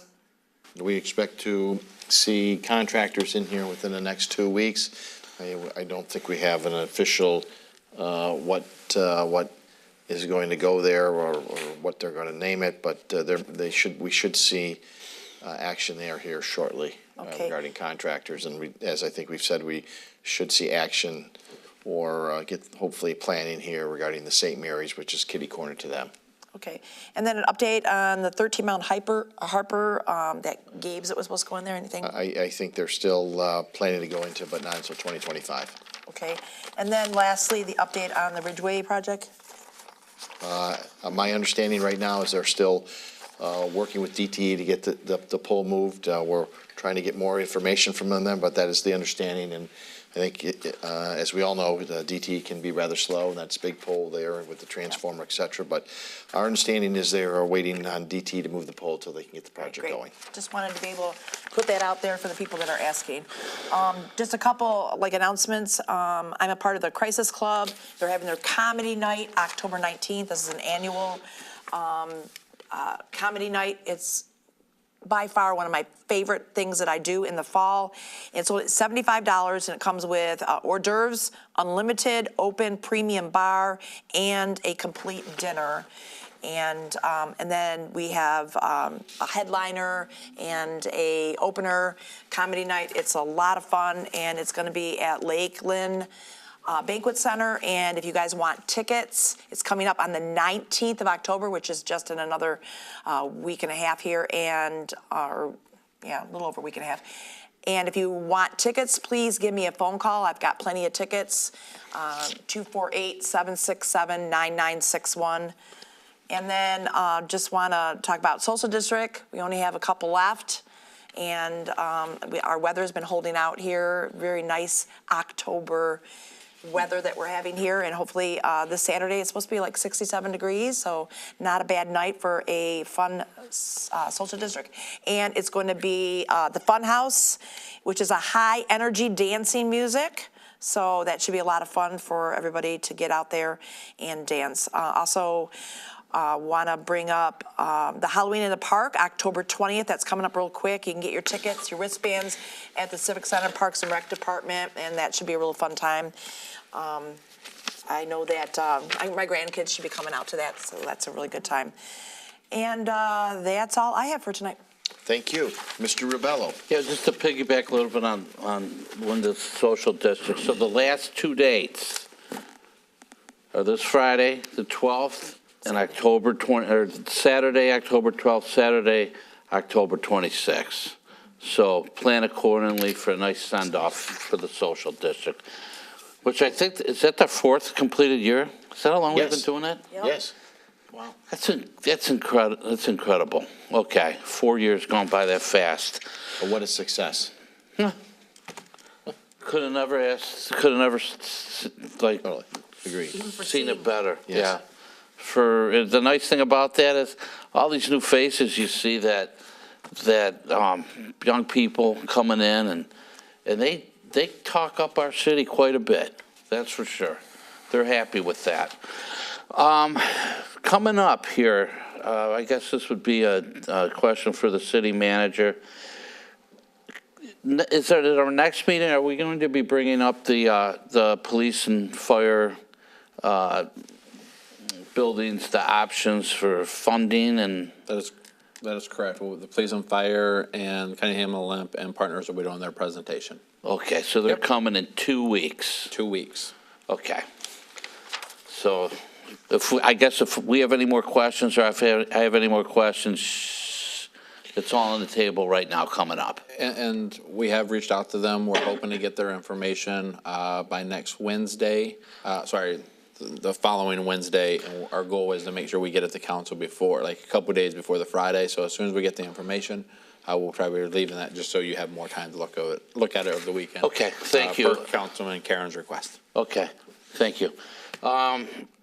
The canals in our city, like we've seen a couple of these, the canals need dredging and so forth.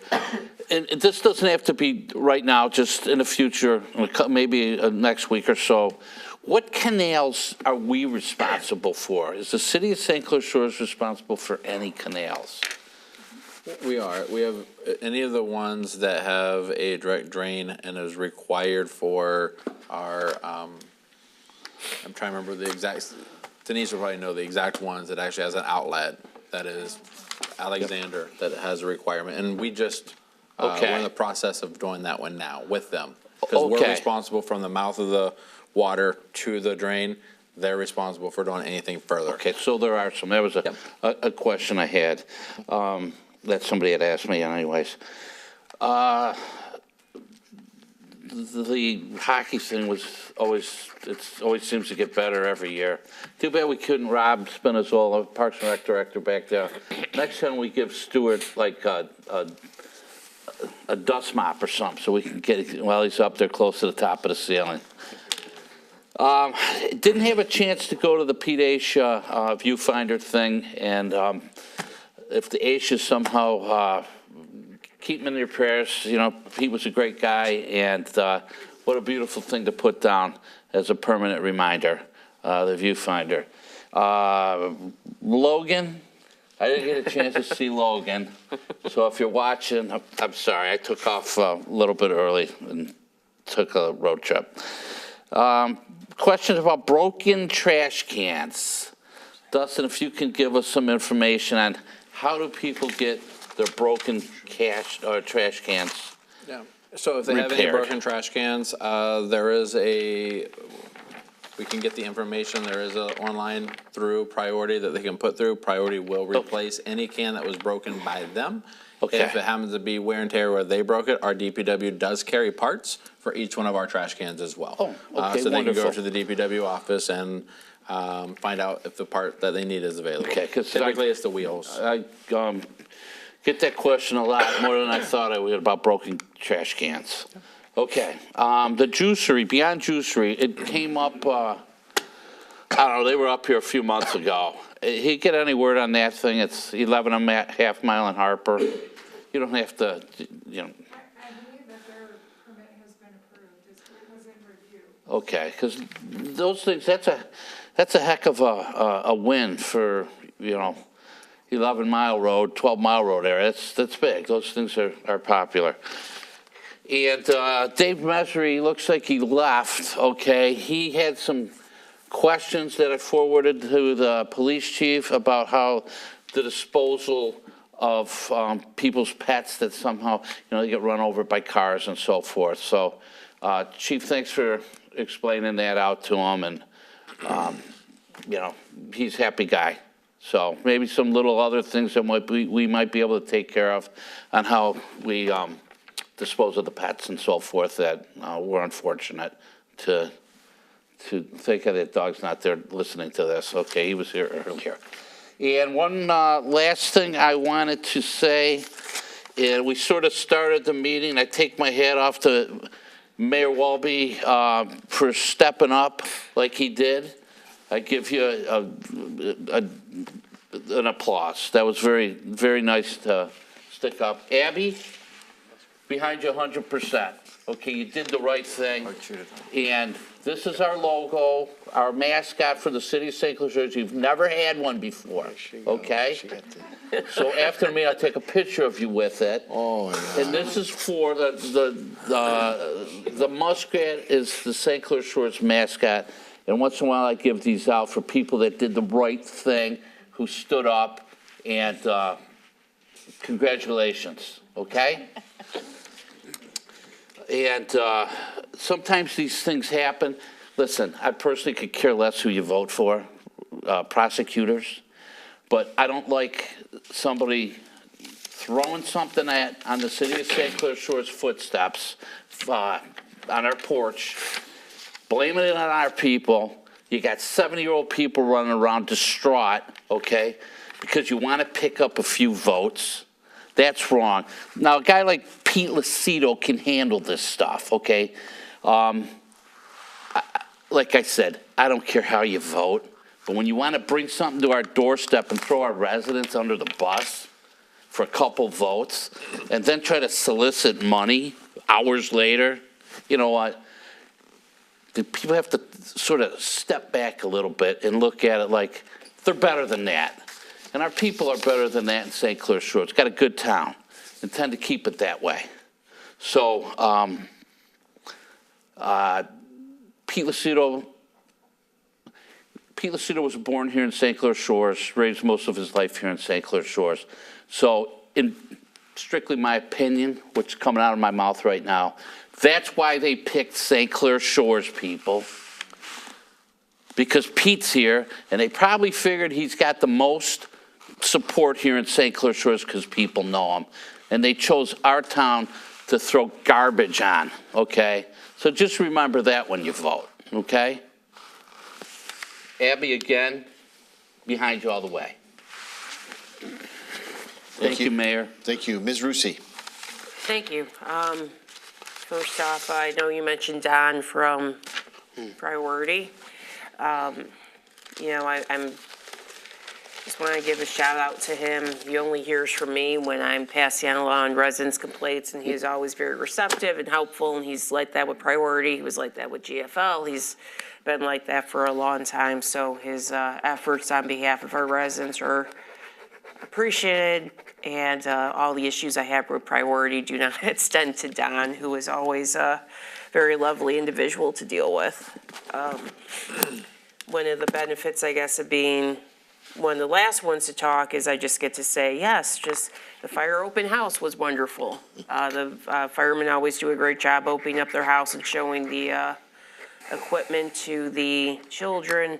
Dave mentioned, thank you for the shout out to Logan. Logan's my 4-year-old. He just turned 4 in August, nephew. Went to the firehouse, and it's really cool to see.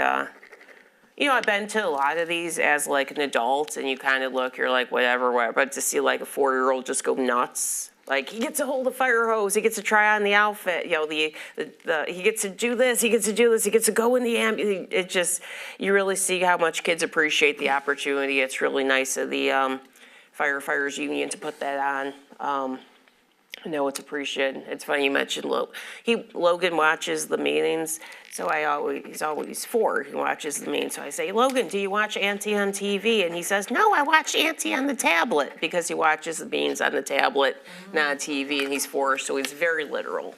So I know he appreciated the shout out, Dave. Hockey opening, great success. Always appreciate being invited to those and seeing all the kids. It's just amazing to see, and not surprising, how much support the sport and the program have in the city.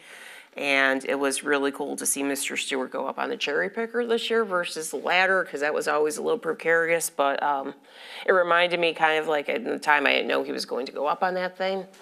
On watching like Wicked, where Alphaba goes up during defying gravity and she soars. It's like, it was very impressive. I was very excited to see that. Is that how they did it in Broadway? Oh, yeah, cherry picker. Oh, okay. Jeez, John.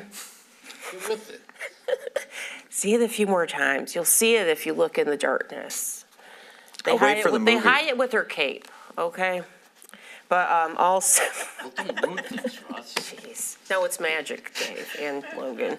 And finally, the Pete Asia Memorial Viewfinder dedication. Thank you to the city Parks and Rec, everyone for putting that together, just seeing what it meant to his family, was moving, especially when they were talking about how, like, his grandkids still, look for him and mention him and ask him. It's nice knowing that there's a permanent place the family can go in the city that is in his honor, to help keep his memory alive, which I know they don't need, but it's always nice to have those things. So thanks for the save for facilitating that, putting that together. Couple of things Linda mentioned, Halloween in the park already. It's I don't want to say it's my favorite event because you don't want to start saying that and then it's like, oh man, no, but it's one of my favorite events in the city. I know John and I are getting our inflatables ready for our big Halloween inflatable display, and that's another fun one that is coming up, and another thing put on by the city. Same thing with the farmers market. I've been to the last few of them. And now that we're more in the off season, I guess maybe, Rob, it's time to reevaluate some of the traffic and security measures, the $1 parking fee, that kind of thing. That maybe those things made a little bit more sense a few years ago when they were newer and fewer and more attended because they were newer and fewer. And now maybe a few years later, some of those things may not be necessary for every single one, especially the ones without the beer tent and some of the other trappings. You go through 2 or 3 police cars, you don't make the turns, you make the turns, you pay the $1, you get in, and there's half the parking spaces are empty. And it's like the things that we put into place beforehand to help control some of the situation, the amount of cars may not always be necessary for some of those things. So maybe the off-season going into next year, maybe reevaluate some of those and seeing if what we have been doing is still necessary, given it's been a few years. I don't know, but just one final question for administration, I guess. Safer grants. I know that they were starting to roll out the awards, I think in July or August. Or have we heard anything? Has it been denied? Is the award period closed? Are they still rolling some out? Is there an update on the Safer grant application? I will get that for you and let you know. I haven't heard from Piper. Okay, because I knew they were starting to initiate the awards, I think end of July into August, so, yeah, if you could give us an update, that would be appreciated. And one more thing I had asked for an update on a little bit ago, just wondering where we are with the explanation of the components of the water bill administration was working on.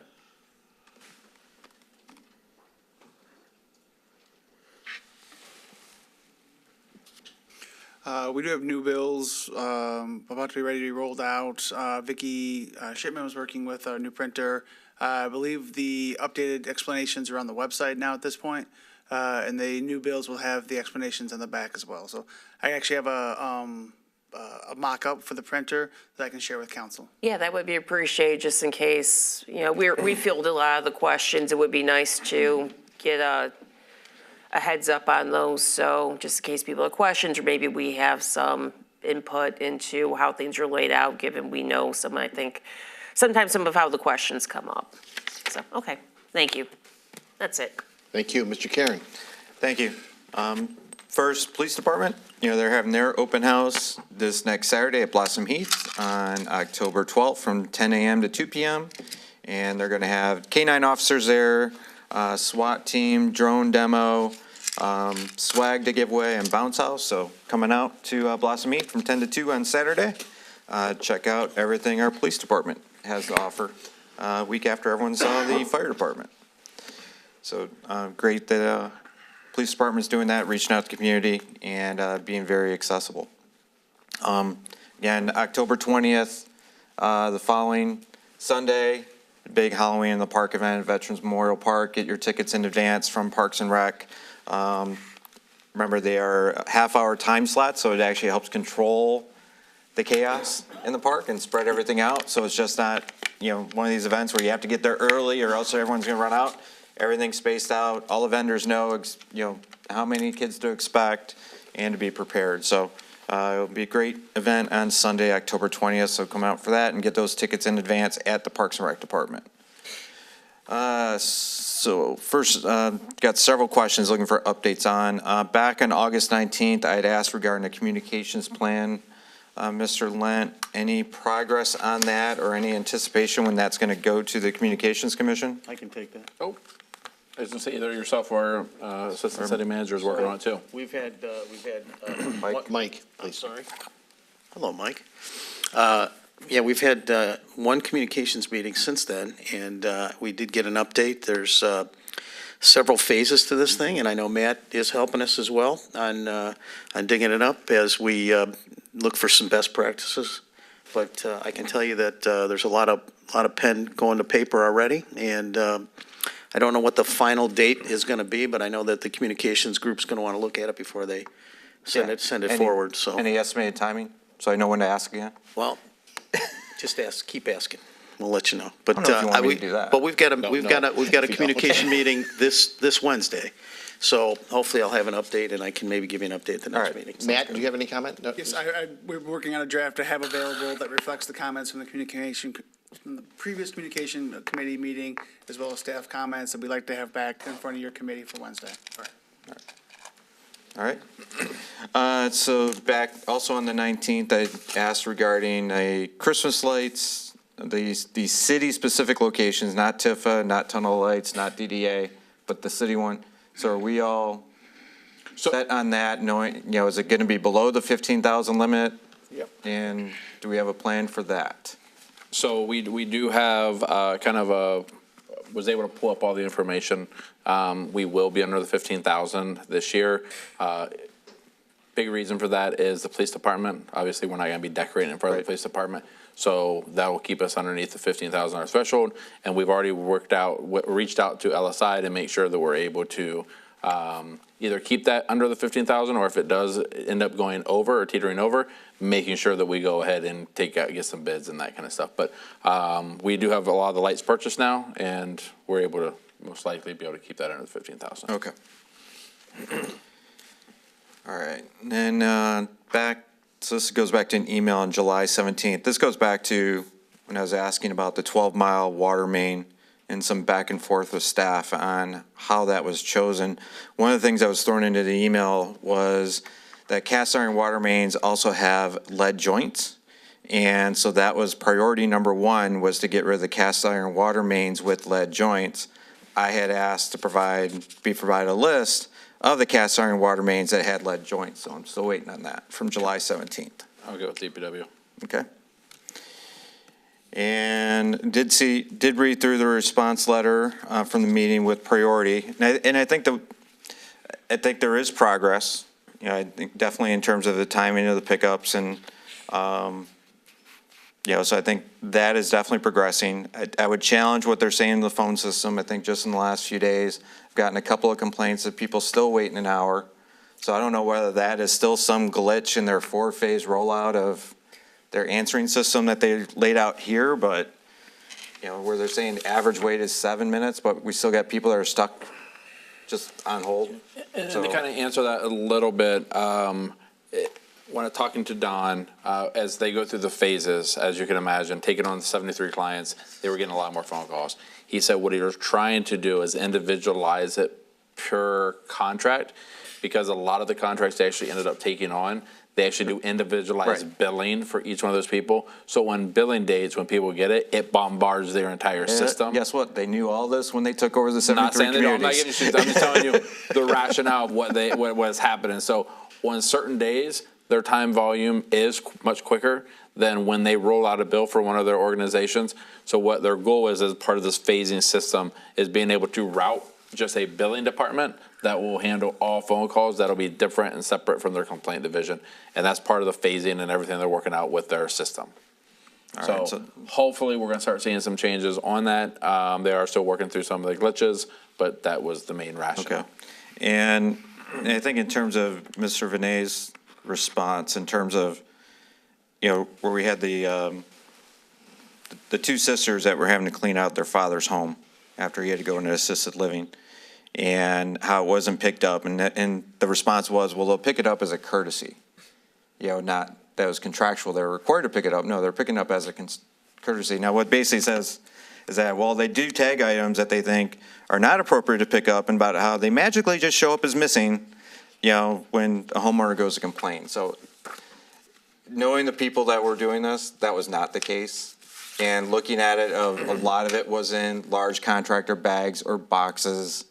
So again, I think we probably are going to need to define that, because I did see the pictures that were up here. I'm not sure where those even came from, but to where there's going to be a judgment call of what is like contract or landlord cleaning out a house where a dumpster should be used versus residents just deciding, hey, it's time to get rid of a bunch of stuff, right?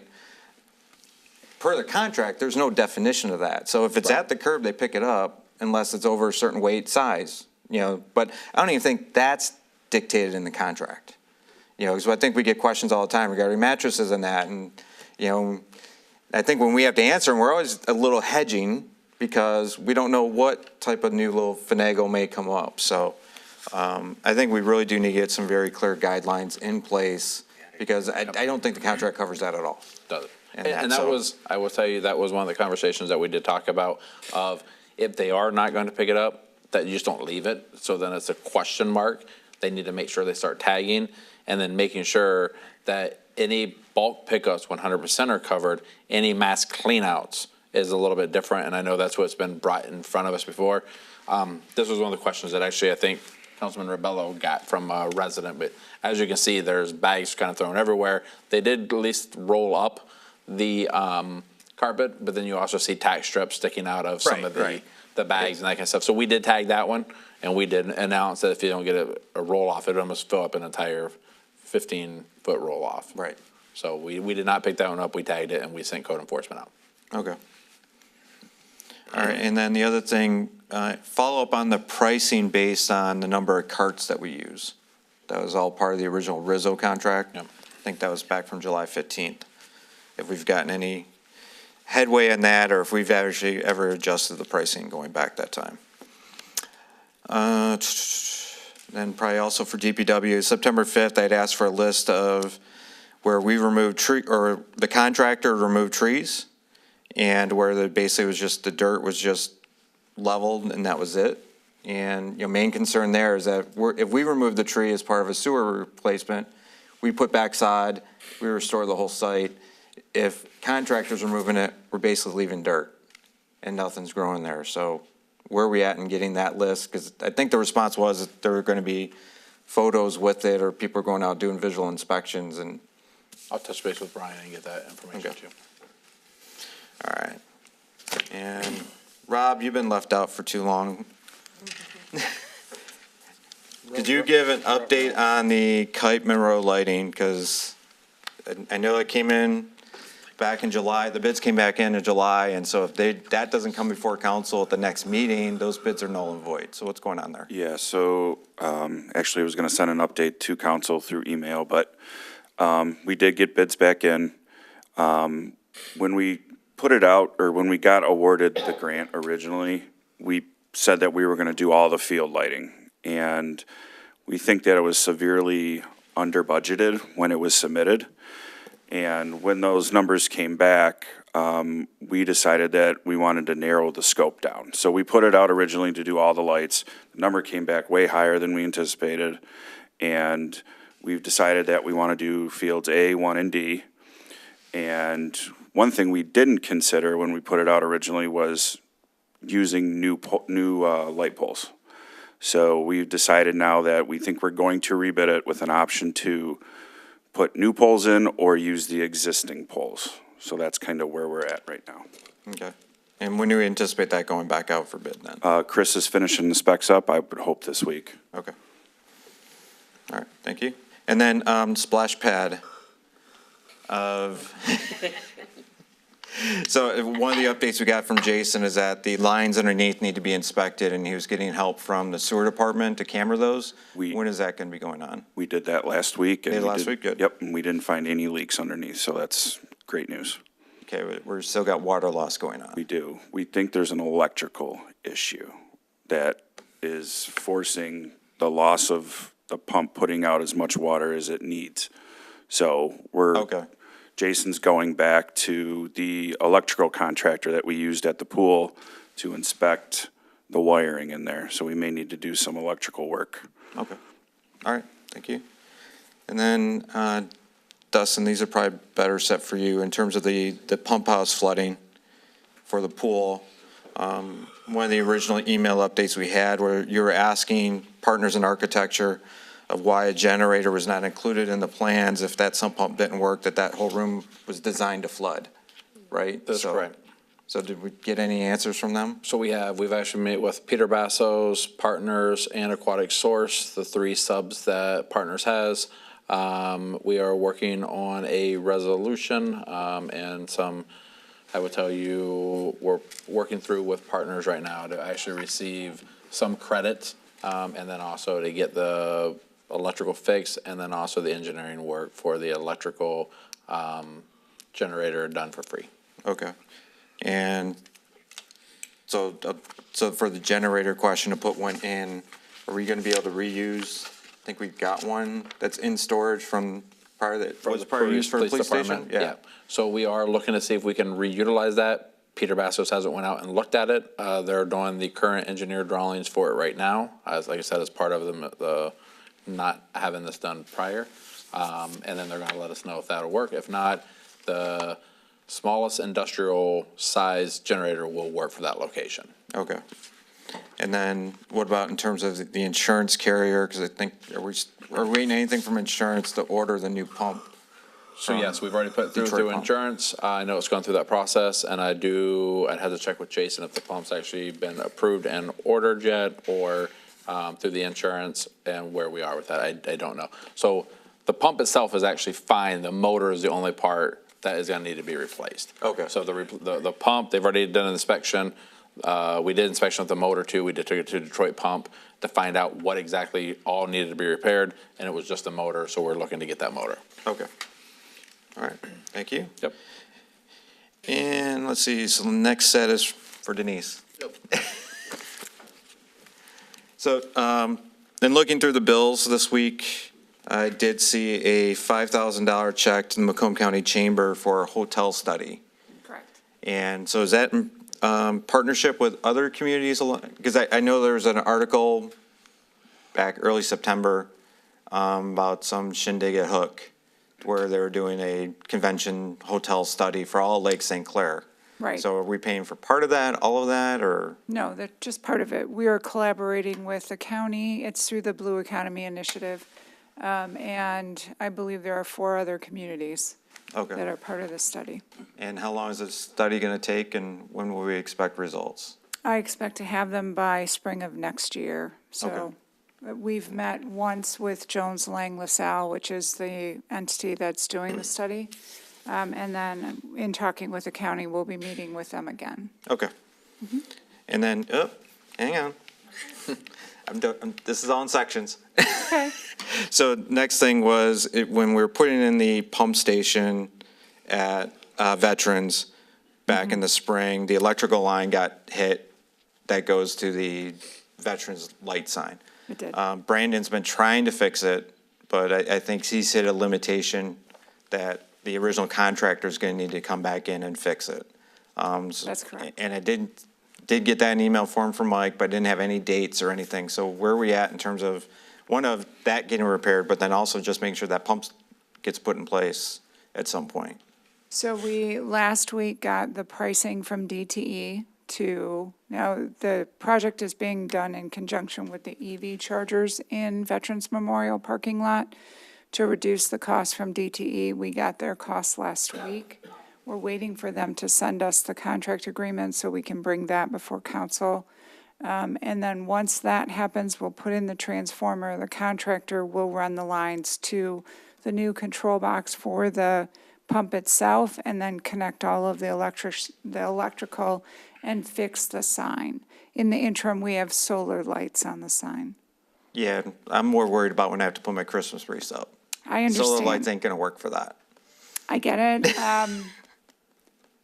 Based on DTE's timeline, I cannot commit to you, Councilman, that you'll have lights for Christmas. Okay. All right, and then Councilwoman Marusi earlier prior to the meeting brought up to Liz the Wild Bill's sign changes, so that the frontage sign did not change, even though they added their side sign in violation of the agreement they have with the city. Right, you and I actually spoke about that. I was incorrect. Liz brought it to my attention after speaking with Councilwoman Rusi, and we'll address that tomorrow. All right, thank you. Yep. And then I think further questions on the Ridgeway property. Yes. In terms of the ones I'm getting from the residents, so the original site plan was, the motion from council was contingent and from the report from EGLE to come back in, which Right. they have submitted that. They have. So when they submitted that, did that site start the basically 12-month clock on the site plan? It did. And could you give me what that date was? So I can bel- kind of just clear that up with the residents, because Yes. some of the residents think it's still tied to the 6-month from EGLE. And it was like, no, they had another 6 months to get that report turned in. Right. So kind of want to get them the date the site plan was officially approved, so they Okay. know when the 12-month clock started. I will find that out and send it out tomorrow. Great. And then also in terms of Halloween, I know Italia is supposed to be starting October 16th. I know, We're and doing the Natalia sidewalk has been replace- informed that he cannot have open holes on Halloween. Thank you. Yes. And I will, in fact, have the same conversation with Galooey tomorrow on Eagle Point. Great, appreciate that. And last thing, I did notice out in the parking lot that we have a new community development truck. That's a 2024 Silverado Crew Cab Turbo Max, has heated seats, heated steering wheel, bought from Art Moran. Thing is, I don't recall ever buying that. That was actually part of the CDBG budget. It was under administration. So it belongs to the Community Development Block Grant Program, not to CDI. We would still need to buy that as a council. So I understand that it was approved, the cost of the truck was approved in the budget process. And it wasn't purchased, it was actually leased because It's a CDBG is leased not allowed vehicle. to purchase a vehicle. And it was stated in the process of the CDBG program that Budget they were approval. leasing the car I or the don't truck. recall talking about that at all. I can certainly go back and pull the budget, but it was outlined in the budget, it was included, it was actually direction that we had received previously that it had to be approved within the budget. The lease had to be approved within the budget. So I'll pull the budget for you and certainly send that back out to council. Okay, I guess, so I'm a little concerned of, because we've never done a lease before. Ultimate overall value, I guess, what is the term of the lease? I believe it's 3 years. 3-year lease, yeah. So that's going to be over 15 grand. 3 years of payments? Could be. Yep, should be. So, I'll pull the and budget for you. I'm wondering how these things get approved. So, I will pull the budget for you, Councilman, but it And- was part of the okay. CDBG budget And so what's the approval. purpose of the vehicle? It is for the family rental program. It's also for the homeowner rehab program. So Mr. Blankenship runs both of those programs. And he needs a truck for it? He does need a truck because he often carts materials. Okay. 'Cause you Yes. looked at the bed hasn't been touched. I think you've had it for a couple months now. I believe we did have it for a couple of months, yes. Okay, Okay. that's all. Thank you, Denise. You good, Mr. Karen? Yep. Thank you. Item 14, City Manager's Report. So some good news, the Hockey Association, as we've kind of have brought up here a few different times in the great event that they did have, we had painted, if everybody been to the senior center, the far east wall, the color blue, to match their garden area there. The rest of the building is kind of still very chipping and has a lot of it's just old paint.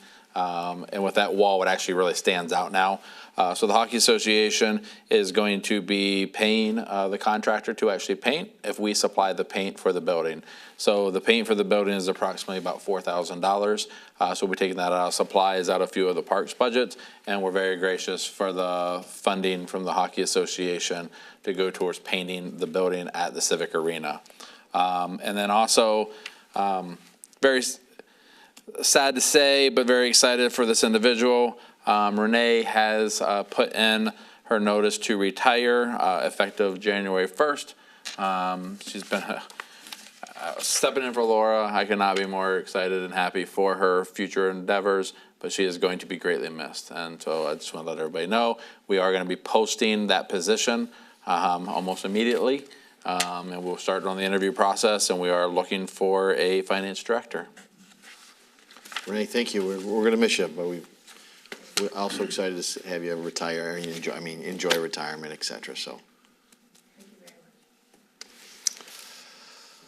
With that, we'll go to item 15, audience participation. Is a 5-minute time limit. Views, opinions expressed under audience participation of those individual citizens only and do not necessarily represent views and opinions of the mayor, council, of the city of St. Clair Shores. Who would like to be first? Sorry, Mr. Mayor. You? I would like to be, I don't have to be, I'm Okay, you not can from be your first. city. So we just need the name and the city you reside in, and then Matt will show you where you need to sign in afterwards, okay? I apologize. That's all right. My name is David Joseph. I'm a Chesterfield Township trustee. I traveled to your city tonight because I watched your comments or read your comments in the paper, and I wanted to know what the city of St. Clair Shores was prepared to do in terms of dealing with this despicable press conference. I think, Mr. Mayor, your diplomacy and elegance in terms of how you handled this when the story broke last week and your comments tonight were truly inspiring.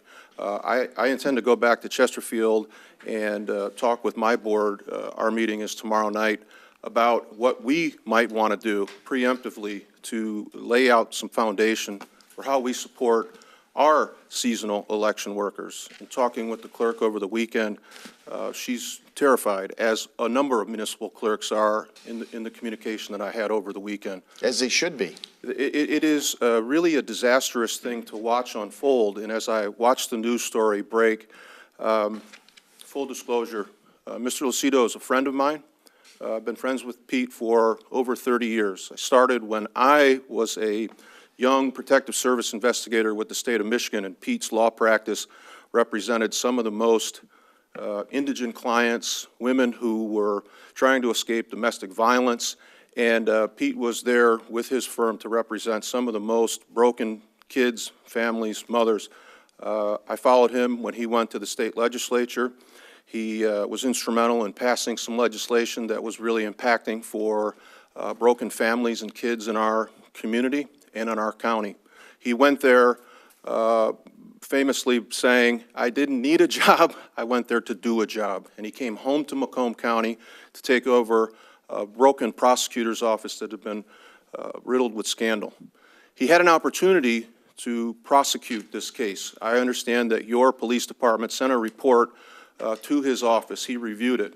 We know from the AG's report that 2 of the alleged perpetrating double voters were Democrats.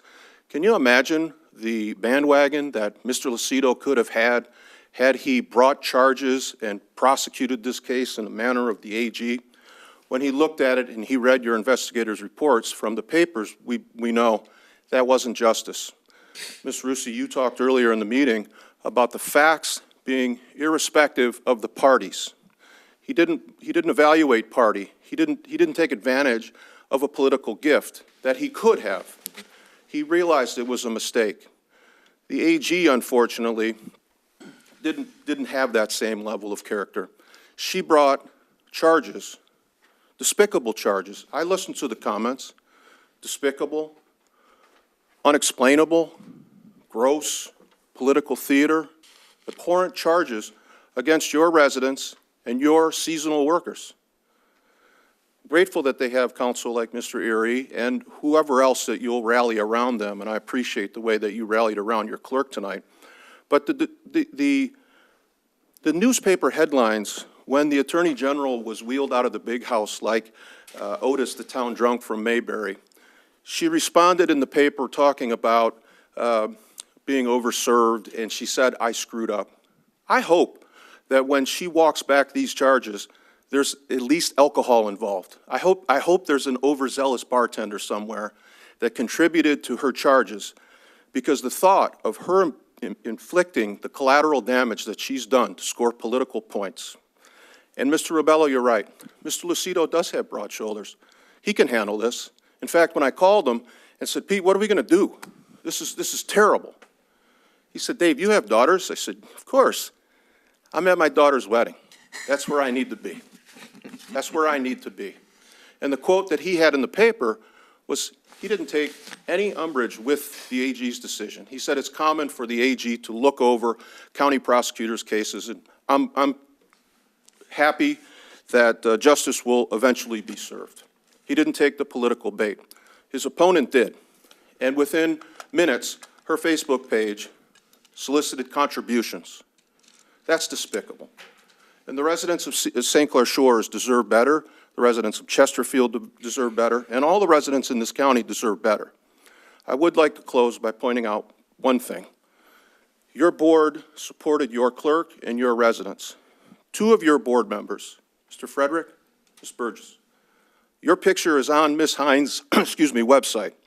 You've endorsed her.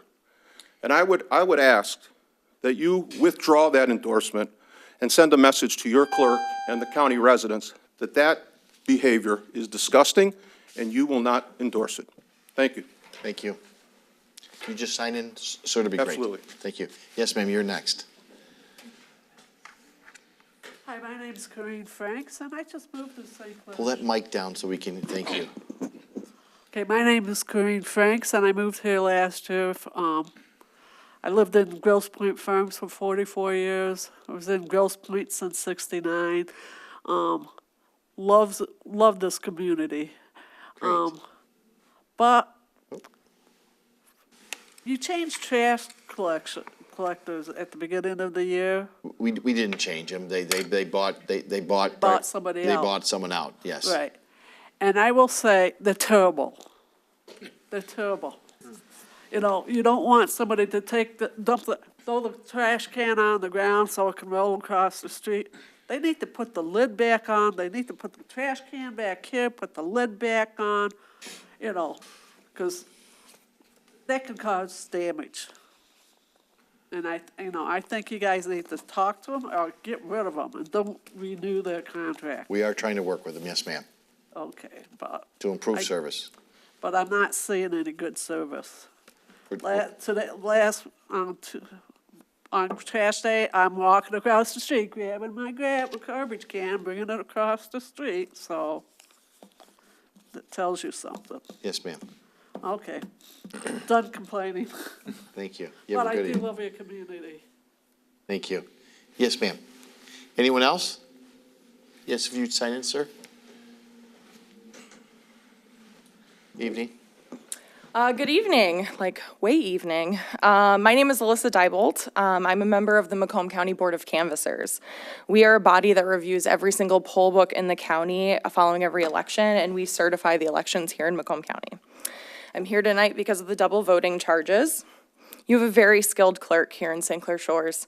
She has a ton of election knowledge, and she takes a lot of pride in her work. She operates in a very honest and transparent way, and she did everything that she was supposed to do in reporting what occurred. She followed the law and the election process, and voters should be proud to vote here and know that elections here are run very well. The election process is not over when Pete Lucido says it's done. The double voting was referred to both the county and the state for further investigation. Prosecutor Lucido read a police report that was completed by a talented detective, but someone who is not trained in election law. Pete Lucido lied to the public. He said, when he talked about what these voters did, he also lied and said that people can spoil their ballots on election day. That's not true. That has not been true in decades. This is not part of any new election law that people need to keep up with.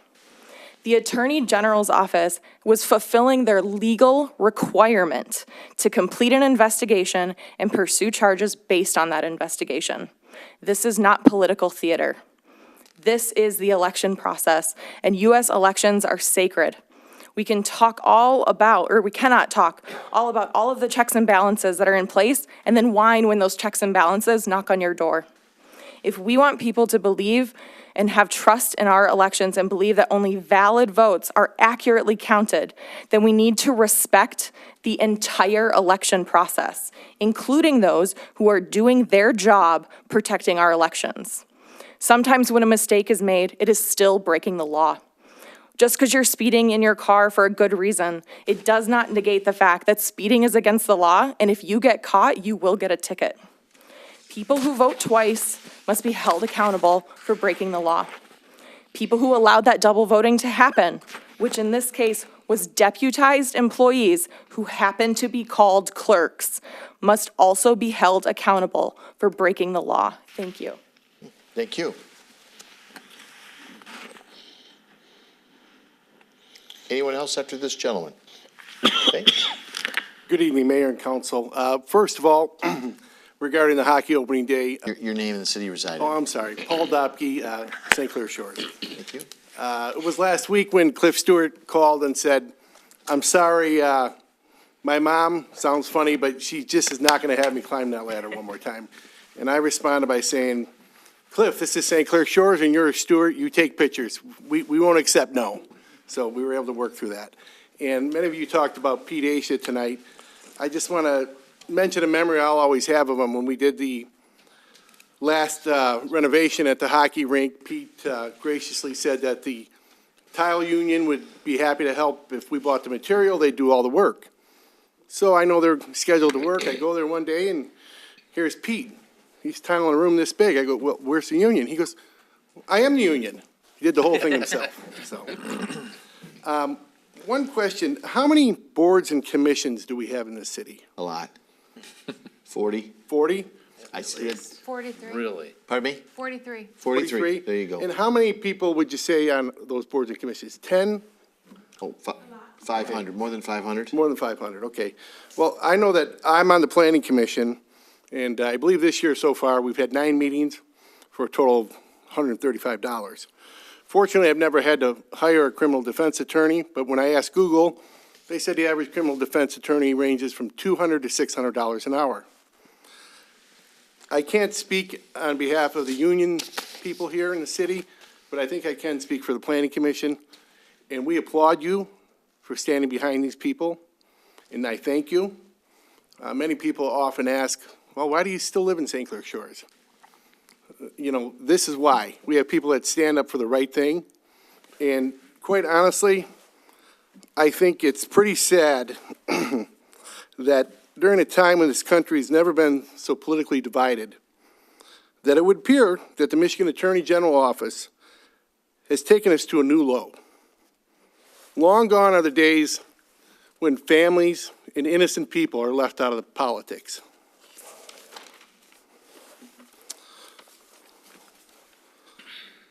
They should still be off limits. And shame on anyone who tries to get political gain at the expense of senior citizens or people that are trying to make their community better.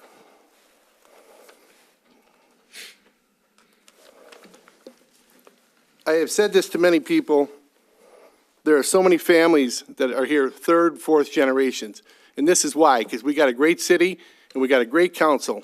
And though you guys may not all agree, it's wonderful to see all of you tonight stand behind the clerk and these people that in the end will come out that this is all a bunch of nonsense. So thank you very much. And as my late father would always say, you got to stand for something or you fall for anything. Thank you. Thank you.